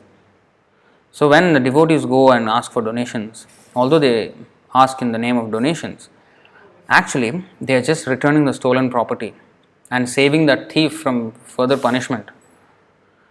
Everybody is a thief if they do not acknowledge. Yes, we can take as a father, as a son of the father, we can take the father's property and use it for our maintenance. But more than that, if we engage in unnecessary sense gratification, and that is beyond. That's why the animals, they by law of nature, they automatically just use whatever is necessary for them. Whereas we have higher intelligence which we misuse and we use more than what is necessary for us. And those are the things that are called anarthas. Anartha means they are not necessary. They are unnecessary things. Like for example, meat eating. Meat is unnecessary. You can live without meat. I've never tasted meat in my life. It's not that I'm dead. No. Similarly, and no intoxication. Nobody dies if he doesn't smoke. In fact, he will die if he smokes. He will die quicker if he smokes. Or alcohol, if you don't drink, you don't die. Illicit sex, if you don't have, you don't die. Gambling, if you don't gamble, you don't die. These are unnecessary things. If you don't have a TV in your house, you won't die. People had no TV for millions of years. They didn't die. Just because, they all died, but not because there was no TV. And now you have TV, you still die. So, these are unnecessary things which we have accumulated in this so-called advancement of life. So, using our wealth for these things which are unnecessary, this is called thief. So, stolen property. Consequently, they will be liable to punishment by the laws of nature. Nuclear bombs are in the hands of both communists and capitalists, and if both do not recognize the proprietorship of the Supreme Lord, it is certain that these bombs will ultimately ruin both parties. It is certain that these bombs will ultimately ruin both parties. So this is a prediction by Srila Prabhupada, that this is going to escalate to that, a full-blown nuclear war. Why all these nuclear bombs are being even created? This is the law of the material nature. Nature is just preparing herself to ruin or to destroy this entire godless civilization. So, she allows people to have this, these countries to have these big bombs. Now, it seems like there is not much threat, but it can escalate any time. Because when we are dealing with cats and dogs, who are not on the level of human beings, they will bark. They will be silent all day, and suddenly when another dog comes, they just they will shout and bite and bark, and all these things can happen any time. That's how volatile their moods are. Yeah. So that's dog. It is certain that these bombs will ultimately ruin both parties. Thus, in order to save themselves and bring peace to the world, both parties must follow the instructions of Śrī Īśopaniṣad, as it is stated here. So what we are discussing in this live stream, how many of you are here? 34 of you are here. So all of you, what you are hearing, what we are discussing here is the solution for the entire world. We should never think that we are discussing something small and the big things are the most important things are happening and being shown on the news. Completely, because they don't know what is important. That's why we don't get as much publicity. But what we are doing is the most important thing in the universe. The most auspicious thing, the only solution for all the world's problems. They are trying. The United Nations big meeting, so much publicity and fanfare and so much hype. But in the end, it is zero. It is nothing coming out of that. Nothing. If anything can come out, that is only because of Īśopaniṣad, Bhagavad Gita, these things. Ekam Shastram Devaki Putra Gitam, Eko Devo Devaki Putra Eva, Eko Mantrastasya Namani Yani, Karma Pyekam Tasya Devasya Seva. This is Gita Mahatmya by Adi Shankaracharya. So he is glorifying the Bhagavad Gita. So he said, Ekam Shastram Devaki Putra Gitam, one book, Devaki Putra Gita, the Bhagavad Gita, that is enough to completely bring the world at peace. One book. Eko Devo Devaki Putra Eva. They want religious harmony. Yes, let us have harmony. Let us have only one God, Devaki Putra, Krishna. Whatever is going on in the name of Christ, Allah is the same God. God cannot be two. So that Devaki Putra is the same one God. Eko mantrastasya namani yani. Let there be only one slogan instead of how many slogans are there? How many mantras they have created? What is that? I don't know. So many. I can't even. Anti-terrorism, or this slogan, that slogan. No. Let there be only one slogan. Eko mantrastasya namani yani. The name of Krishna. Let that Hare Krishna Mahamantra be the slogan for the entire world. And Karma Pyekam Tasya Devasya Seva. Let there be only one job, that we serve Krishna. That's it. Of course, serve Krishna means it can be done in multifarious ways. That can be done in millions of ways. So, according to one's talents, according to one's position, according to one's disposition, one can serve Krishna. Pranair arthair dhiya vacha shreya acharanam sada. So this can be done with our life, with our wealth, with our pranair arthair dhiya, by our intelligence and by our words. Kayena vacha manasendriyairva buddhyatmana va anusrita svabhavat. What is that? Paras karomi yadyat karomi yadyat sakalam parasmai narayana yeti samarpayetat. Get that wording wrong always. Karoti, I think. Karoti. Yes, karoti yadyat sakalam parasmai narayana yeti samarpayetat. Kayena vacha, you see, in accordance with the particular nature one has acquired in the conditioned life, whatever one does with body, words, mind, senses, intelligence or purified consciousness, one should offer to the Supreme Personality of Godhead, thinking this is for the pleasure of Lord Narayana. So whatever our talents be, whatever our talents are, we just have to use them in Krishna's service. Under the guidance, again, under the guidance of the spiritual master. We cannot concoct our own ways of service. Under the guidance. Thus, in order to save themselves and bring peace to the world, both parties must follow the instructions of Śrī Īśopaniṣad. Human beings are not meant to quarrel like cats and dogs. They must be intelligent enough to realize the importance and aim of human life.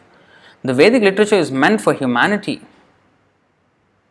and not for cats and dogs. Cats and dogs can kill other animals for food without incurring sin. But if a man kills an animal for the satisfaction of his uncontrolled taste buds, he is responsible for breaking the laws of nature. Consequently, he must be punished. The standard of life, this is important because a lion eating meat is not sinful. because that is the way yat tena tyaktena bhunjitha. Whatever is set aside as the quota for your enjoyment, you have to take that. So the lion is already following that rule of Īśopaniṣad by the law of nature. He doesn't understand the Īśopaniṣad, but by the law of nature, the lion will not come and eat our vegetables, eat our grass and compete with us. No, he will eat his own food, meat. That is his ordained tena tyaktena. It was set aside as his quota. Meat is his quota of food. But it is not ours. It is not ours. The standard of life for human beings cannot be applied to animals. The tiger does not eat rice and wheat or drink cow's milk. Just imagine a tiger doing all these things, coming and eating rice on the plate, and wheat, chapati, and drink cow's milk, eating paneer. No, cheese, pizza. No, he won't come and eat all these things. Because he has been given food in the shape of animal flesh. Among the many animals and birds, some are vegetarian and others are carnivorous, but none of them transgresses the laws of nature which have been ordained by the will of the Lord. Animals, birds, reptiles and other lower forms strictly adhere to the laws of nature. Therefore, there is no question of sin for them. This is why there is no sin for them. Of course, they are already experiencing the past sins, what they did in human life. And because of that, they are spending millions of lives in different animal forms. But in human form of life, we will be judged. Because we have the responsibility and the... when a child does something wrong, he is not punished by court. But when an adult does it, then it is punishable. There is no question of sin for them, nor are the Vedic instructions meant for them. Human life alone is a life of responsibility. It is wrong, however, to think that simply by becoming a vegetarian one can avoid transgressing the laws of nature. Vegetables also have life, and while it is nature's law that one living being is meant to feed on another, for human beings the point is to recognize the Supreme Lord. Thus one should not be proud of being a strict vegetarian. Animals do not have developed consciousness by which to recognize the Lord, but a human being is sufficiently intelligent to take lessons from the Vedic literature and thereby know how the laws of nature are working and derive profit out of such knowledge. Some people always say, Prabhu, I am strict vegetarian, Prabhu. No, then you are strictly sinful. So, the only way we can come out of sin is if we actually only offer the food to Krishna. Where is it stated? I think many of you know. But you should know. Just for those who do not know. Chapter 3, text 13. Yajna shishtashinah santo muchyante sarvakilbishaihi bhunjate te tvagham papa ye pachantyatma karanat. The devotees of the Lord are released from all kinds of sins because they eat food which is offered first for sacrifice. Others who prepare food for personal sense enjoyment verily eat only sin. They all are eating sin, whether vegetarian or non-vegetarian. So this vegan and non-vegan and vegetarian and all these are meaningless because every one of them are sinful. The only sinless food is prasadam. Everybody must eat only prasadam.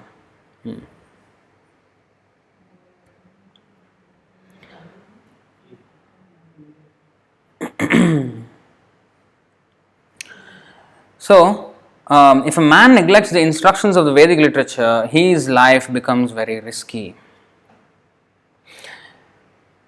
A human being is therefore required to recognize the authority of the Supreme Lord and become his devotee. He must offer everything for the Lord's service and partake only of the remnants of food offered to the Lord. This will enable him to discharge his duty properly. In the Bhagavad Gita 9.26, the Lord directly states that he accepts vegetarian food from the hands of a pure devotee. Yes. Patram pushpam phalam toyam yo me bhaktya prayachati tadaham bhaktyupahritam ashnami prayatatmanah. If one offers me with love and devotion a leaf, flower, fruit or water, I will accept it. And this is why we eat vegetarian food. If Krishna said, offer me meat, then that would have been a different thing. But he did not. He did not ask meat. So therefore, sometimes they ask, what about eggs? Unfertilized eggs, what about them? Can you offer it to Krishna? No? Then you cannot use it. What about mushrooms? You cannot offer to Krishna? No. So you cannot eat it. Onion, garlic, you cannot offer to Krishna. Cannot eat it.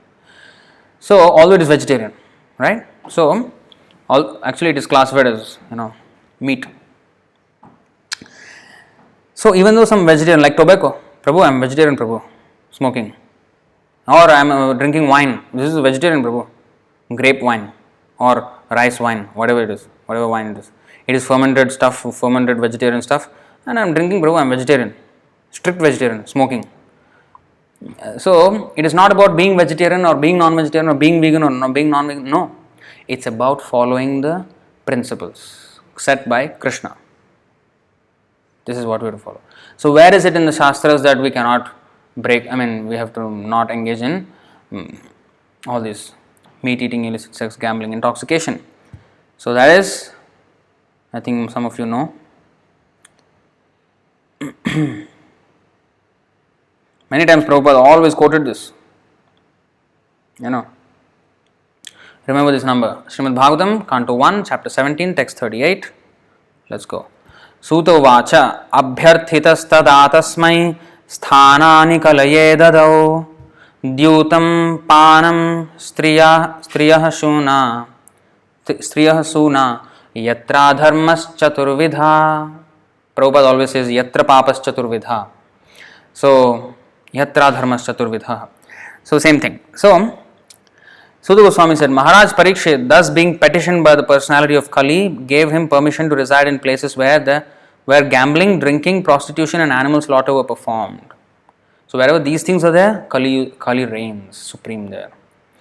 And that's why we need to go out of these things. These are sinful habits. Dyutam panam striyah suna yatra adharmas chaturvidha.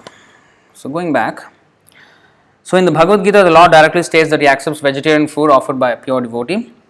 Therefore, a human being should not only become a strict vegetarian, but should also become a devotee of the Lord, offer the Lord all His food, and partake of such prasadam or the mercy of God. Only those who act in this way can properly discharge the duties of human life. Those who do not offer their food to the Lord and those who do not offer their food to the Lord but eat nothing but sin and subject themselves to various types of distress, which are the results of sin. 3.13, we have already seen that. The root of sin is deliberate disobedience. Remember this. The root of sin is deliberate disobedience of the laws of nature through disregarding the proprietorship of the Lord. This is the root of sin. By deliberate disobedience of the laws of nature through disregarding the proprietorship of the Lord. Disobeying the laws of nature or the order of the Lord brings ruin to the human being. Conversely, one who is sober, who knows the laws of nature and who is not influenced by unnecessary attachment or aversion is sure to be recognized by the Lord and thus become eligible to go back to Godhead, back to the eternal home. So we should not have too much attachment, not too much aversion. It's not that we should hate everything. Social media is bad, I will not use it, and I hate social media. Yeah, for personal reasons that's good. But for propagation of Krishna consciousness, we can always use them. Of course, we should be very careful. In the name of Yukta Vairagya, we cannot go into sense gratification and use it in sense gratification. We can fall easily into that trap. So we should be very careful in using these things, these dangerous tools. Just like when you're cutting the vegetables, you're using a knife which is sharp. Anytime you can cut your finger if you are not careful. So similarly, or when we are shaving, we go to the, Prabhupada says, he goes to the barber and then he puts faith in the barber and he spreads his neck and the fellow has a knife in his hand and he's shaving. And if he just turns the angle a little bit, he'll be dead. So there is so much danger everywhere. So just that we have to handle it carefully. Even cutting vegetables, there is danger with the knife. Just cut is a regular thing we shave, and even that can be life-threatening if we don't do it properly. So everything. So we should understand. Yes, we should not use it for sense gratification, but we should never forget the fact that it actually belongs to the Lord. Anasaktasya vishayan yatharham upayunjataha nirbandhe krishna sambandhe yuktam vairagyamuchyate prapanchikataya buddhya hari sambandhi vastunah mumukshubhi parityago vairagyam phalgu kathyate. This is by Rupa Goswami. So he says that we should not be attached to things, but we should know that those things belong to Krishna, so I must use them for Krishna. That should be there. I should not use for myself, yes, but for Krishna, everything. So if one does not have this understanding and just rejects everything when it can be actually used for Krishna, and that is improper renunciation. So therefore, Prabhupada is saying here, one who is sober, who knows the laws of nature and who is not influenced by unnecessary attachment or aversion is sure to be recognized by the Lord and thus become eligible to go back home, back to Godhead. Ragadvesha vimuktaistu vishayanindriyaischaran Atmavashyar vidheyatma prasadam adhigacchati. Which was 2.64. But a person free from all attachment and aversion and able to control his senses through regulative principles for freedom can obtain the complete mercy of the Lord. See, here also, same thing. The Lord will recognize him, that he can obtain the complete mercy of the Lord if he is free from attachment and aversion. Both. Okay. That's the end of today's session. Now we will take questions. I think there have been a few questions that have been coming.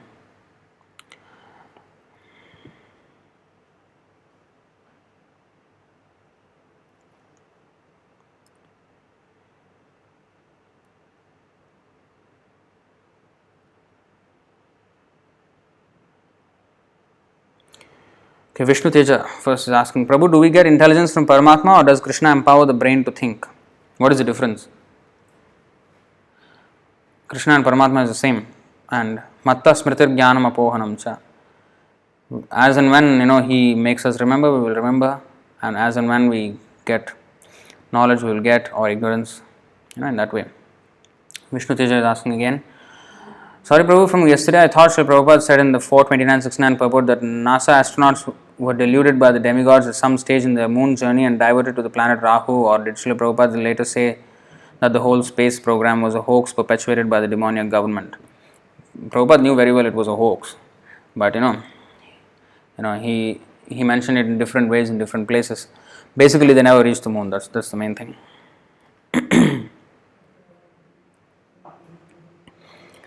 Virendra Prabhu, Bali Maharaj was perfect example of Atma Nivedan Bhakti. Yes, he gave everything to the Supreme Lord. How can one perform such bhakti without false ego, since everything belongs to Krishna, nothing belongs to us? Yeah, we start with hearing and chanting first, and then Shravanam Kirtanam Vishnu, what is that?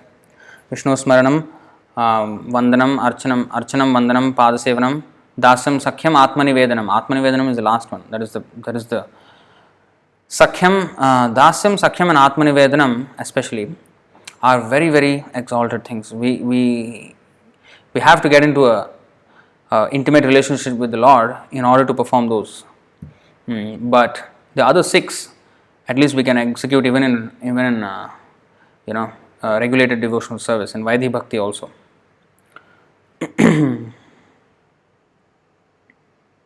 So once we do our Vaidhi Bhakti and then we, our Raga Bhakti is, whenever it manifests, and that time, yes, one will be able to completely devote himself to the Lord. Now we must try our best and execute the orders of the spiritual master. Even that is also surrender, but then, still anarthas are there in the heart and all that has to be wiped out first. Virendra Prabhu is asking again, what is the difference between Yukta Vairagya and Markat Vairagya? How can we use everything in the service of Krishna? Yeah, as Prabhupada, used dictaphone, he used everything, aeroplanes, printing press, and if, now he would use even social media and everything to outreach. So, that is, we have to use everything in Krishna's service. So, from the spiritual master we came, in fact, in one of the purports, sometimes he even mentioned even missiles can be used in Krishna's service. Missiles. When there is Krishna consciousness government and then somebody is, just like before, the war used to take place between parties because of lack of Krishna consciousness. If the king knows that the other king is not ruling according to Krishna consciousness, then he would go and wage war against him. So that way, so everything can be used, just that we need to know how to use it by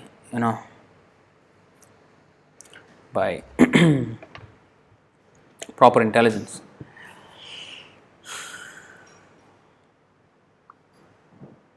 Virendra Prabhu, no, Virendra, okay, Virendra Prabhu. Material energy is Durga, internal or spiritual energy is Radharani, living entity is whose energy? We are just, Krishna's energy. We have already answered this kind of. We are the Tatastha Shakti. We can be either be influenced by Durga or by Radharani. Śrī is asking, is Yogamaya Srimati Radharani Devi or Subhadra Devi?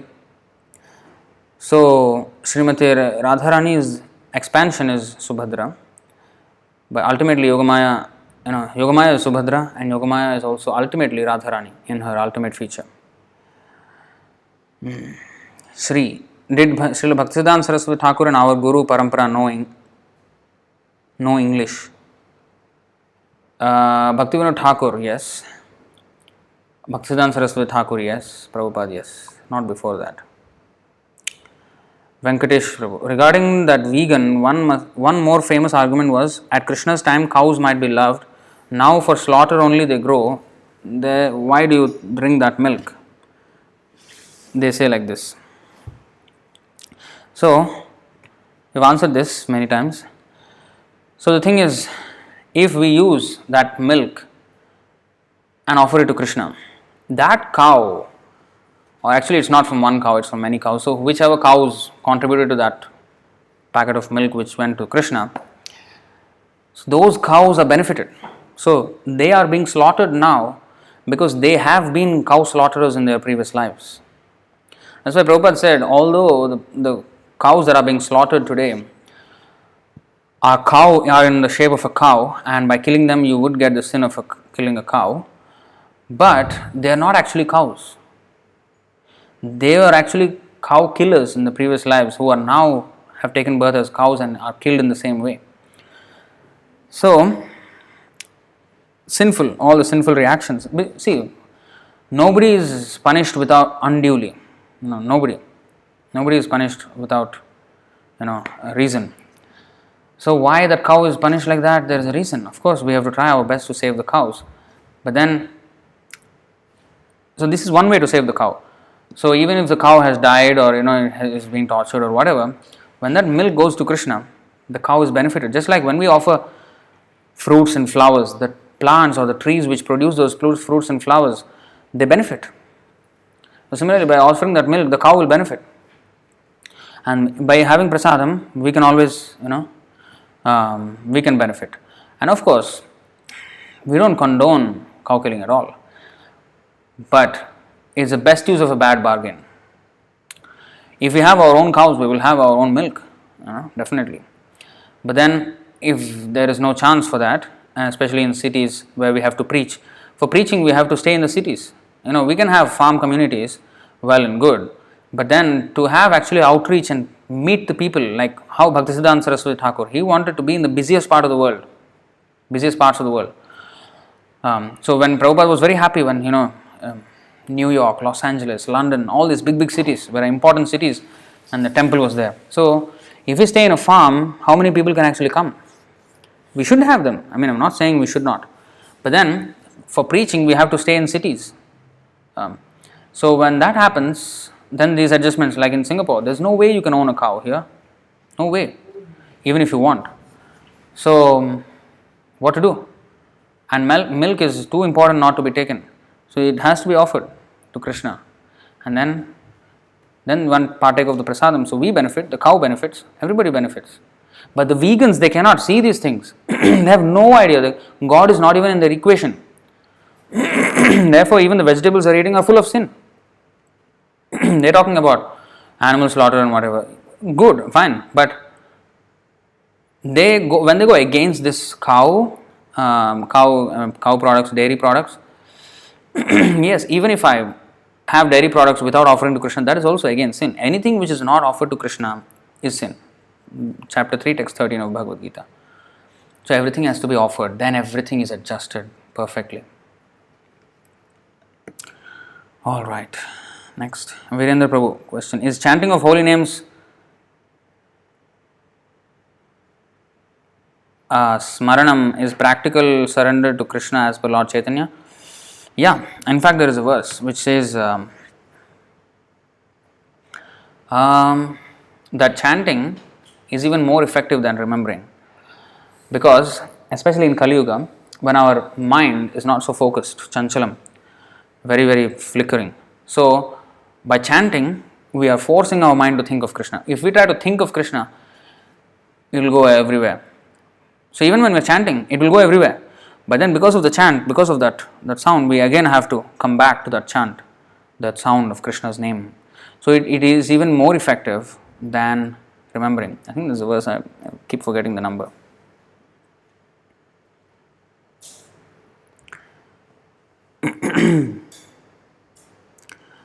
Prabhakar Kamcharla Prabhu is asking, can you please explain to wear Kanthimala, who can and who can't?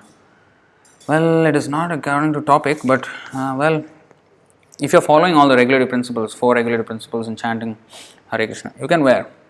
But if you are not following, or if you are eating onion, garlic or anything, tea, coffee and all these things, by the way, they are also vegetarian, but not allowed. So, if you are taking all these things, then it is not advisable to wear. But if you are following all the rules, then you can wear. Alright, next. Ajanya Mataji. I could read in one book that if one drink more milk, lust will increase. Is it right? Also, the book says fruits and nuts are only good for health and helping to control senses. Great yogis used it. Cooked food will lose some necessary nutrients. Is it right? Or if we eat whatever food, cooked or milk which offered to Krishna is good for health. Can you clear this? See, we will use as was taught by Srila Prabhupada. Okay, it is not that we will only eat raw vegetables. We have to cook for Krishna, nice cooked food, and we can eat cooked food. Let them say whatever they want, but nutrients, of course, we should cook nicely, not overcook it or undercook it. So, as much as we should cook it. So, therefore, the Chaitanya Mahaprabhu also Sarvabhauma Bhattacharya. I mean, everywhere there is cooking. When there is human being, there is cooking involved. Animals, they eat raw food. Fruits and nuts, everything in moderation. Milk also not too much, yes, not too much. It increases, it will increase lust, yes. So, everything in moderation. Then Virendra Prabhu.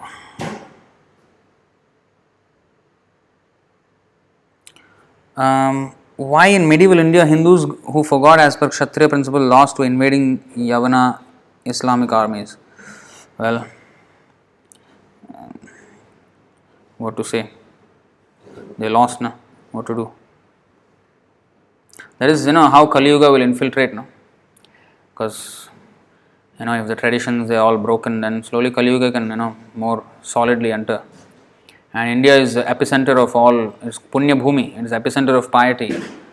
And if there all the sinful activities start, then good way, Kali can enter. So in that way, there is, all the sacrilege that happened, it happened, These are all Kali Yugas, and in fact, even holy places for that matter are being forgotten now. Indian government doesn't even have any program to upkeep, for the upkeep of the pilgrimage sites. When we went to the place in Vrindavan where Krishna, Krishna's footprint is there, that was given to Sanatana Goswami in Radha Damodar temple, and even other places, Krishna's, and all those places are like abandoned places, completely abandoned. If the guide who took you there, if he did not tell you, you would never know. I mean, where is the effort to even preserve these places? Whereas if you go to Makkah, how well it is, the biggest place, and then everything is like taken care of.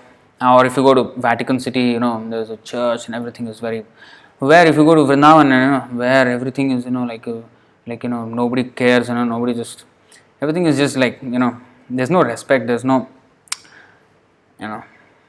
so somehow that is not there. So in this way the places of pilgrimage are being covered. In fact, when Chaitanya Mahaprabhu came, nobody knew where Shamakund and Radhakund was, and he dug out from the paddy field, and then they said this is he bathed in the paddy field, and they said this is Radhakund. So that's why even Rupa Goswami, the 6 Goswamis, they actually excavated all these places of pilgrimage. Otherwise, nobody even would know. So there has to be some effort to revive all these things. That is also there, but also preaching the message. there are some movements that are going on which are for restoration of, but not very effective because the government doesn't take full initiative in this. Ajanya Mataji, for replacement of justice, war is allowed, is it? Can one acquire material education for replacement of justice? If it is not for money or any other sensory satisfaction, the war is allowed? Okay, I know where you're coming from. I know you want to study law and become a lawyer and all that. But you see, let's try to understand this. We are not, the best way you can change is not by punishment. Because if it was that way, Parishit Maharaj would not have asked that question. Manye kunjara sauchavat.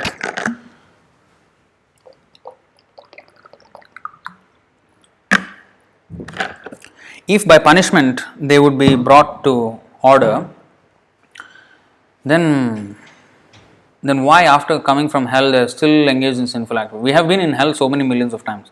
Still we are coming and doing sinful activities. Until Prabhupada came and actually woke us up, we did not stop. So the only way one can stop, see the way you are thinking about bringing justice and punish that criminal, you are thinking in that way. But you should know that execution of punishment or what, it is not made out of hate. If you do it out of hate, then you yourself are also implicated. You have to do it out of duty, and that, like for example, if a person he murders someone, then he has to be hanged because life for a life, and then next life he doesn't have to be murdered in the same way. So he is cleared of that sin. So to clear him of the sin is why punishment or atonement is there. It is to rectify that person. It is not simply to justice means let the guy go to hell. No, by that he will atone. So next life he can start on a fresh note. But if we have to look at it that way, everybody has to be killed, right? Many of us would have started eating meat all our lives, and all these sinful activities we have done. So we should also be killed. Why? So the only way that we can be saved is by chanting Cheto Darpanam Arjanam. So the spreading of the Krishna consciousness movement is the real way how to combat these things, not by artificial justice and all this. It will not work. It will not work. You have to ultimately purify that person. That is the whole point. Of course, some people are incorrigible, but let others do it. There are so many lawyers, there are so many doctors, there are so many engineers in this world. There are less devotees. We need devotees to preach. We need devotees, to preach to others, and that is lacking. There is so much vacancy here. Nobody wants to take this place. Nobody wants to become a devotee and preach. Even if they want to become a devotee, they want to become a comfortable devotee at home and just chant and eat and eat prasadam and that's it. No, this is not our movement. Our movement is to reach out and meet those people and change. That is preaching. Distribute books. So we have to become, in this way, we have to fight. Our fight is not by this hard way, because if that was the way, Chaitanya Mahaprabhu would have accepted that way. He would have come with weapons. But he thought, what is the use of weapons? If I bring weapons, everybody I have to kill, because none of them are pious here in the Kali Yuga. Everybody I have to kill. So no point. So we have to accept that way of Chaitanya Mahaprabhu. We have to, the Sankirtan movement. Param Vijayate Śrī Krishna Sangha. Our war against Maya is not by books. Our war with Maya is by books. We have to distribute the books. That is the real way. Education, grassroots education of spiritual knowledge. That has to be there. But only by that way we can get over all these criminal activities. Like Prabhupada, you see how he stopped drug abuse, how he stopped so many things. Just by introducing Harinam and Prasadam and nice philosophy, and they became so happy. They were drug addicts. You could have gone the other way, you could punish them, drugs, okay, 20 years jail for you, that could have been done. But, he changed them with Harinam. Not everybody would change, yes. So they will get their own dues, but we will try to save, and this is the most important movement. Don't think that anything else is also important, No. Nothing is important. Nothing is more important than preaching Krishna consciousness. Nothing. So Krishna consciousness is what we already know. We know, so we have to share. The other lawyers, they wouldn't know. They will fight on mundane principles, they will fight for justice this way, that way. But because we know that Krishna consciousness is the answer, we have to fight on that way by positive spreading of Krishna consciousness. Spreading of, distribution of prasadam, harinam, philosophy. This is our way. Books.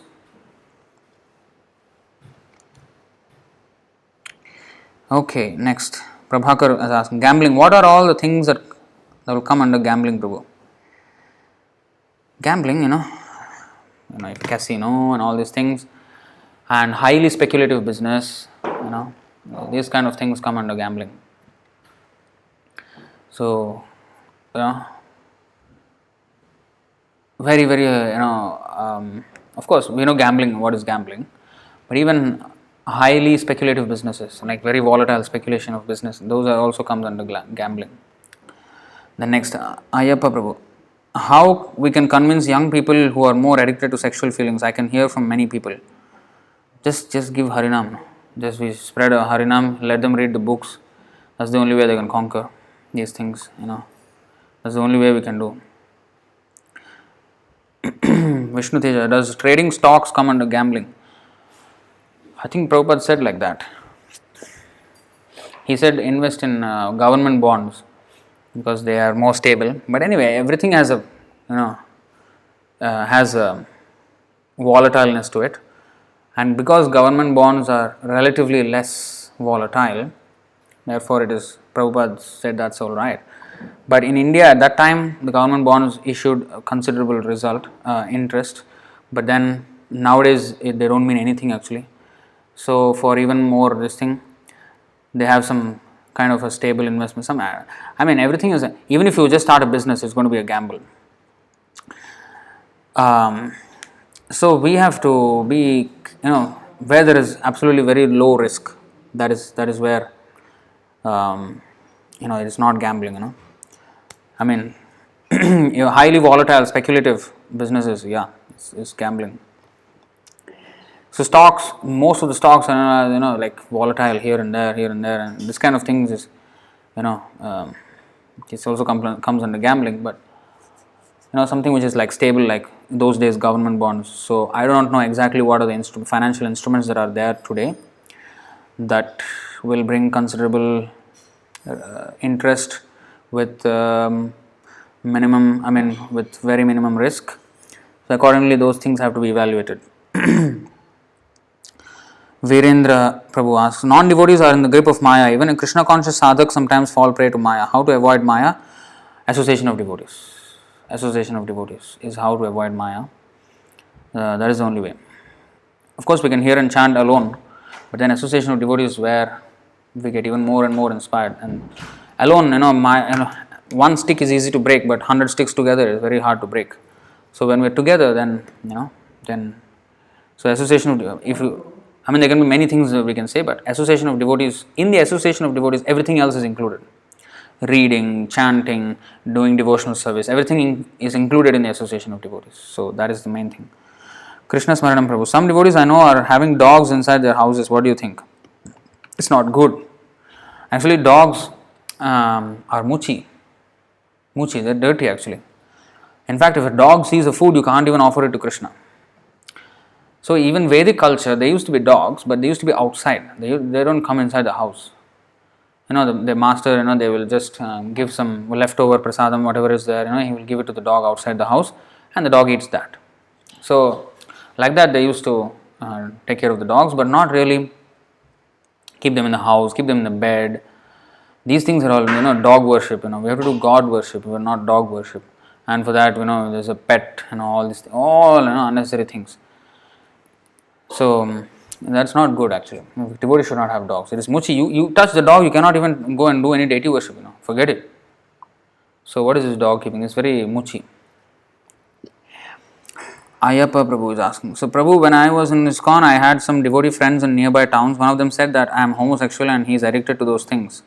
I can't answer him because I don't know anything to preach that time. I was not a preacher. So how we can say a solution to those people and make them out of those anarthas? Ask them to chant. Chant and read first. We're going to have more and more of these people, these homosexuals. It is actually illicit sex. Sex within marriage for procreation is legit sex, illicit sex. But dharmaviruddha bhuteshu kamosmi bharatarshava. But homosexuality is illicit sex, so it's actually breaking of principle. So they can't be initiated as long as they're doing it, and the only way they can, is, if they are chanting. Only by chanting Krishna's name can they be purified. Vishwambara Prabhu has, yes, this is what I'm looking for. Vishwambara Prabhu has shared the quote that chanting is more powerful than hearing. Agachit. What is the number? I want a number. Agachit. Agha. Is it here?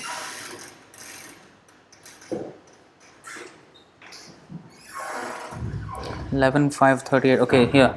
This is 11,538 to 40 in the purport. In the Vaishnava Chintamani, there is the following statement: Aghachit smaranam Vishnor bahvayasena sadhyate oshthaspandana matrena kirtanam tu tatovaram. Although capable of destroying all sins, the remembrance of Lord Vishnu is achieved only with extraordinary effort. On the other hand, one may perform Krishna Kirtan simply by moving one's lips, and thus this process is superior. Chanting is superior to remembering. This is from Vaishnava Chintamani. See? Important. That's why chanting is the best way. Alright, going back to where we were. What were we saying? Okay, the question. So we have already said. So ask him to chant, and that's the only way. Rabinarayan Tripathi, Prabhu, Ashtavakra Muni and Rishi Durvasa both are Sadgunachari, but they are not at Krishna's service. What we will call them? So Ashtavakra Muni is more of an impersonalist, and Durvasa Muni, he understood Vaishnavic principles after his episode with Ambarish Maharaj. Before that, he was a bit of a yogi kind of, but then after he met Ambarish Maharaj, then he met Lord Vishnu, and Lord Vishnu preached to him, and that's when he understood the importance of Vaishnavas. So that is there. He's a partial incarnation of Rudra.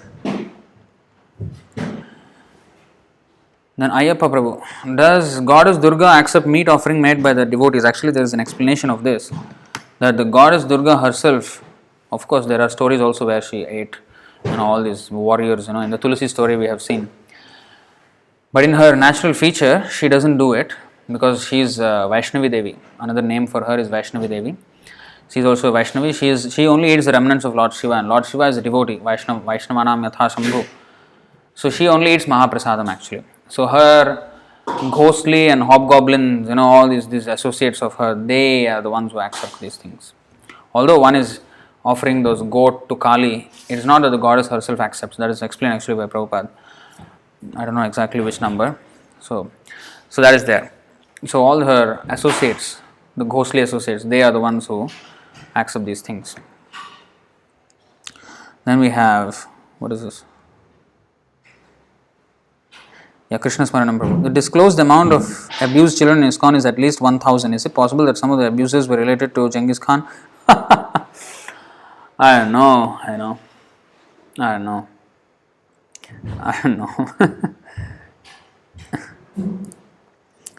Well, it's unfortunate that these things happen.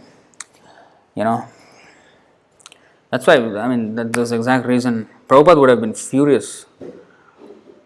That's why we have to have our own example of these things. We have to preach. Virendra Prabhu, onion, garlic is vegetarian but can't be offered to Krishna. So can we consume those and simultaneously also eat Krishna Prasad not having onion, garlic in them? So if we are eating anything other than Krishna Prasadam, it is sin. So how can we eat onion and garlic? In fact, in the Manusmriti it is said in the 5th chapter, 15th verse and I think 19th verse, that if one eats onion and garlic, immediately he falls down from his varnashram situation and becomes counted among one of the Chandalas and Yavanas. So that bad it is. It is it is as good as eating a pig and a cow. Then next. Radhika, Vishnu's.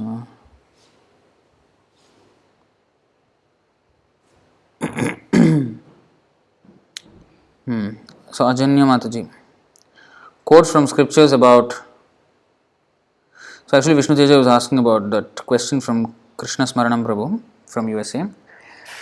Yeah, so we do not know where they come from. We can't speculate. So whatever they were, it's unfortunate what happened, but we just that's history. That's what they did. So that's why they shouldn't have been in the guru position. If they were Ritviks and the government, I mean the GBC was proper, they would have been immediately punished. But these things went on. Ajanya Mataji. So quotes from scriptures about Chaturvarnya and duties of Vedic women mislead those people and made so many people abused many men in the name of birth, caste, and women's lives are completely in darkness because of the same scripture. What is the guarantee if we introduce the same scripture to people, they will use the scripture quotes for justifying the demoniac activities, caste and gender discrimination by saying like that you are suffering due to your sins? What is the guarantee that these scriptures won't use to attack the fallen souls like women and men who are taken in birth in lower caste? See, I know, because I know a little bit about your background. See, you are always fighting for this woman abuse by men. You're always taking that the men are always abusing women. No, it's not the case. Not always. Many times women also abuse men. Don't think that always it happens the other way around. And anyway,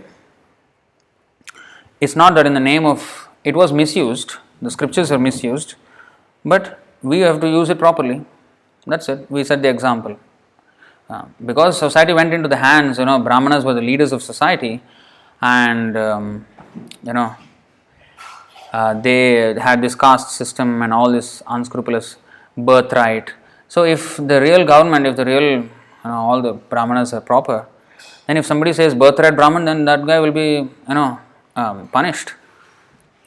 So that way these things can, it's not because, you don't think that by taking out the scripture, you can save the woman.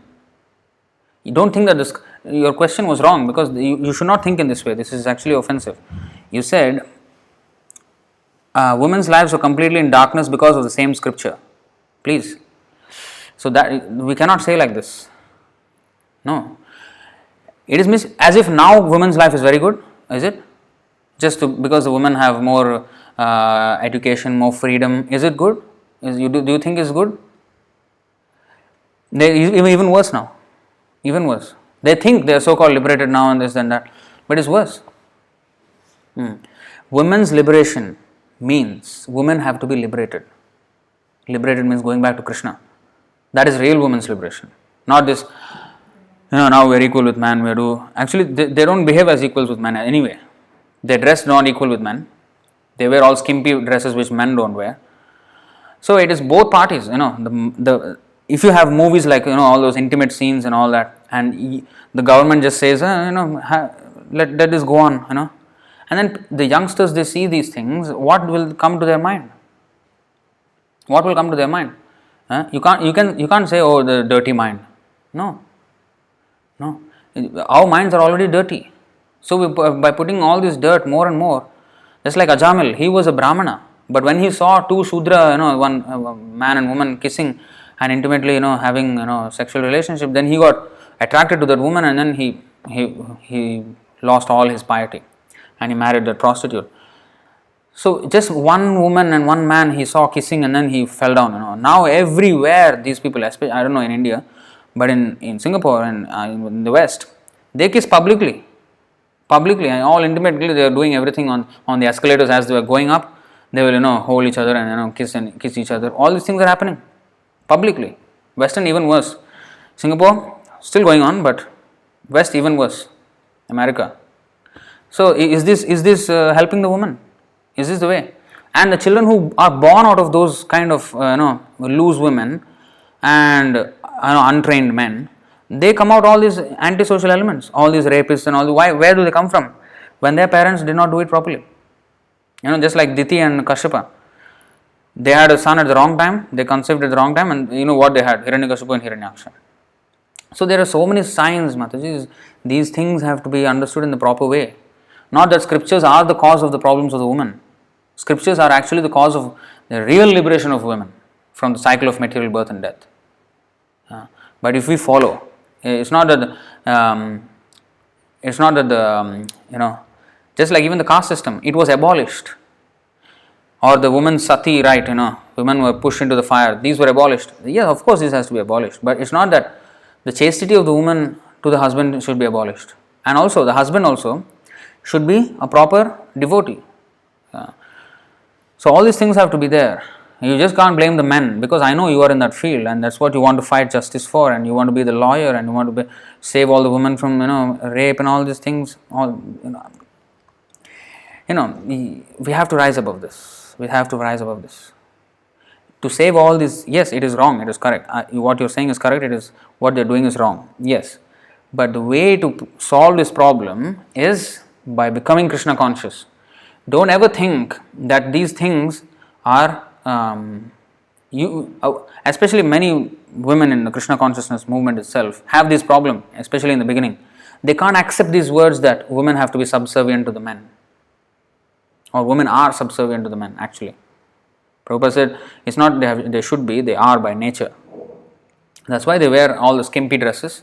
It's not that the women's minds are completely pure and it's only the man who is aggressive to the person. No, the women also equally. They also equally parading half naked on the streets.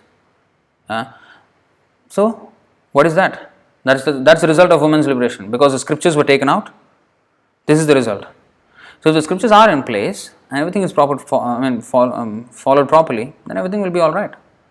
There are many men and women who are all going astray, but we should set the example. That's it. We can't blame the men, we can't blame the women. It is because the whole culture is gone.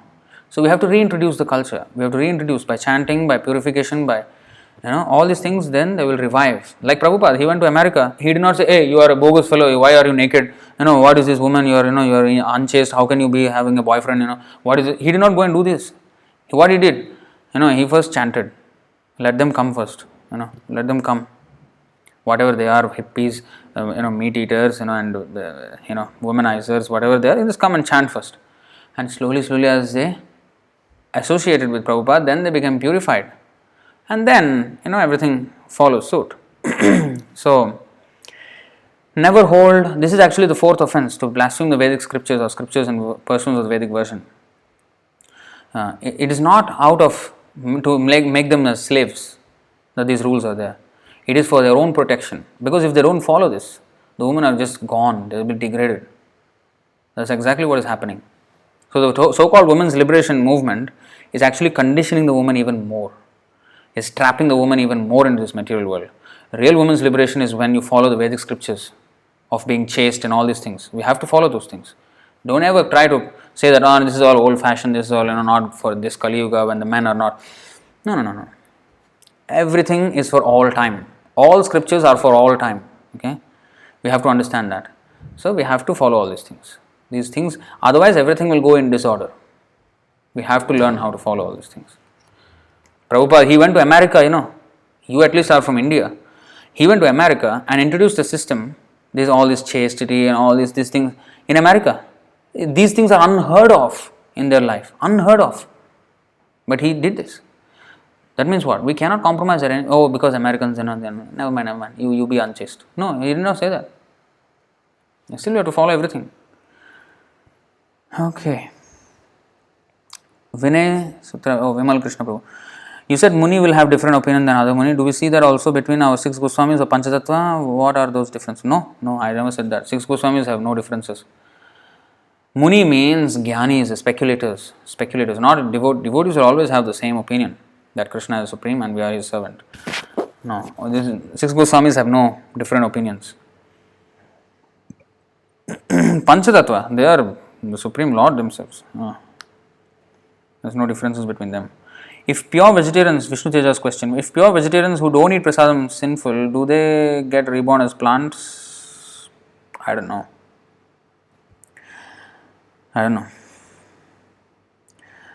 So Vishnu Teja is asking, does trading stocks come under gambling? Yeah, as I said, anything volatile, too much volatile is gambling. So whether it's trading trading stocks, or whatever is volatile. If something is relatively more stable, that is, at that time it was government bonds, but I heard from somebody, some devotee, that government bonds nowadays yield nothing. So I am not very knowledgeable in this financial world. So so I don't know which is stable and which is volatile. So playing cards without money is gambling. What do you think about playing traditional games like snake and ladder? Why we should waste our time? Why? We have this life, which is already going to go, every second passing. Why we should waste our time on unnecessary things? Better be Krishna conscious. Ayappa Prabhu, Hare Krishna Prabhu, Prabhupada used to say that we can offer Krishna Prasadam to Jesus. Who said? So can we offer Lord's Prasadam to demigods? No altar or worship. Don't introduce anything new. Whatever Srila Prabhupada gave us, just let's do that. Okay? In Jagannath Puri they offer to demigods. We don't need to offer to Jesus. Okay? He is already eating prasadam wherever he is. He is a devotee. He is already eating prasadam. We don't need to unnecessarily bring him in. No point. We can eat prasadam as offered, as shown to us, offer to Prabhupada, and using the mantras Prabhupada, Chaitanya Mahaprabhu and Krishna mantra, and offer, and then take the prasadam. That's it. Take the prasadam. Why we have to invent any new thing? Why? Then Virendra Prabhu, I want to have prayaschit for my sins of eating onion, garlic and others by joining temple full time. Will you accept me in the temple life so that I can lead a Vaishnava life? Yeah, as I said, we will always accept, everybody. We have all come from all different kinds of backgrounds. So one day we have to stop. So as soon as you stop, it's all right. You can always, I think you already are communicating with our Prahlad Bhakta Prabhu.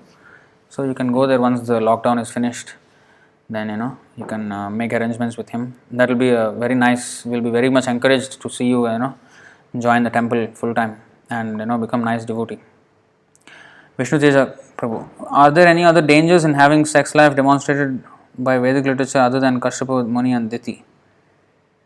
Well, we have Pururava. So many. It's full of dangers. If you want dangers, Sada samudvigna dhiyam asadgrahat.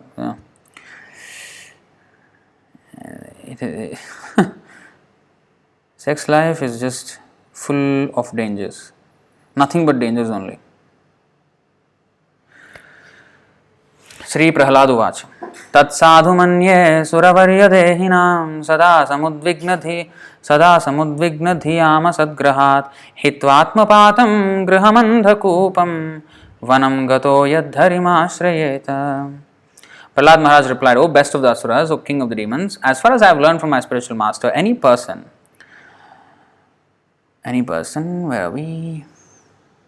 Who has accepted a temporary body and temporary household life is certainly embarrassed by anxiety because of having fallen in a dark well where there is no water but only suffering. One should give up this position and go to the forest Vana. More clearly, one has to go to Vrindavan where only Krishna consciousness is prevalent and should thus take shelter of the Supreme Personality of Godhead. Okay, another last verse before we wrap up. It's quite a long class today. I did not plan it to be so long. So here you see 7:13:26. Tatrapi dampatinam cha sukhayanyāpanuttaye karmāni kurvatam drishtva nivrittosmi viparyayam. In this human form of life, a man and woman unite for the sensual pleasure of sex. But by actual experience, we have observed that none of them are happy. Therefore, seeing the contrary results, I have stopped taking part in materialistic activities. So, it's full of problems, it's full of dangers, innumerable dangers. Just observe everybody around you, how they are suffering because of sex life. Just observe. It's full of dangers. Anyway, those who want to marry and have devotee family, it's fine. It's not against. That's the only solace, to have a devotee family and do devotional service. But still, it comes with a lot of baggage. We have to be knowing that. Harsh Gupta, how to overcome fear? Well, yad bibheti swayam bhayam. Only one way. Apanna samsritim ghoram yannama vivasho grinan tatah sadyo vimuccheta yad bibheti swayam bhayam. Living beings who are entangled in the complicated meshes of birth and death can be freed immediately by even unconsciously chanting the holy name of Krishna, which is feared by fear personified. Only one way, by chanting Hare Krishna. We are fearful because bhayam dvitiyabhiniveshatasyat. A child is not fearing because he's always, my father will provide me food, my father will protect me. But when one grows up, when one does not have such, then he becomes, fearful. Oh, now I have to maintain myself. Now I have to, so many things to take care of. All this anxiety increases. But when one is a child, depending on the father, no anxiety, right? So similarly, here it is said 11:237. Bhayam dvitiyabhiniveshata syad ishad apetasya viparyayo smritihim tanmayayato buddha abhajetam bhaktyayikayesham gurudevatatma. Fear arises when a living entity misidentifies himself as the material body because of absorption in the external illusory energy of the Lord. When the living entity thus turns away from the Supreme Lord, he also forgets his own constitutional position as a servant of the Lord. This bewildering, fearful condition is affected by the potency for illusion called Maya. Therefore, an intelligent person should engage unflinchingly in the unalloyed devotional service of the Lord under the guidance of a bona fide spiritual master, whom he should accept as his worshipable deity and as his very life and soul. That's how to overcome fear. Alright, we will stop here. Thank you very much for your involved participation. It brings me great pleasure to be with you. And we will see you tomorrow with verse 2, with the mantra 2. Then we will see you. And one thing this is a small request. Please share this with your friends. All these videos that you have seen, please share it in all the platforms that you can. It's not for fame or anything. It's just because this message has to go to more people. We have to preach. And we are taking this time to speak these things, but you can also just by clicks of a few buttons or a few taps on your screen, you can share it to so many people. And if you don't have anyone, you can even you hit a like button in the video or something like that. Even those things help the Facebook machine, the algorithms, to push this out to even more people. So the Facebook and all the social media, they work like this. That if somebody is liking something so many times, there's something here, people are interested. So people are interested in this. Okay, maybe more people will be interested in this. So it'll push to more. But there is not much engagement, then it won't be pushed. So you're engaging a lot in these videos, and then but if you can also share and in your own way, so that will be very helpful. So more and more people can be connected with this. All right, with that I would like to take your leave. Jai Śrīla Prabhupada ki jai, Īśopaniṣad ki jai, Nitāya Gaur Premanande, Hari Hari Bol, Hare Krishna.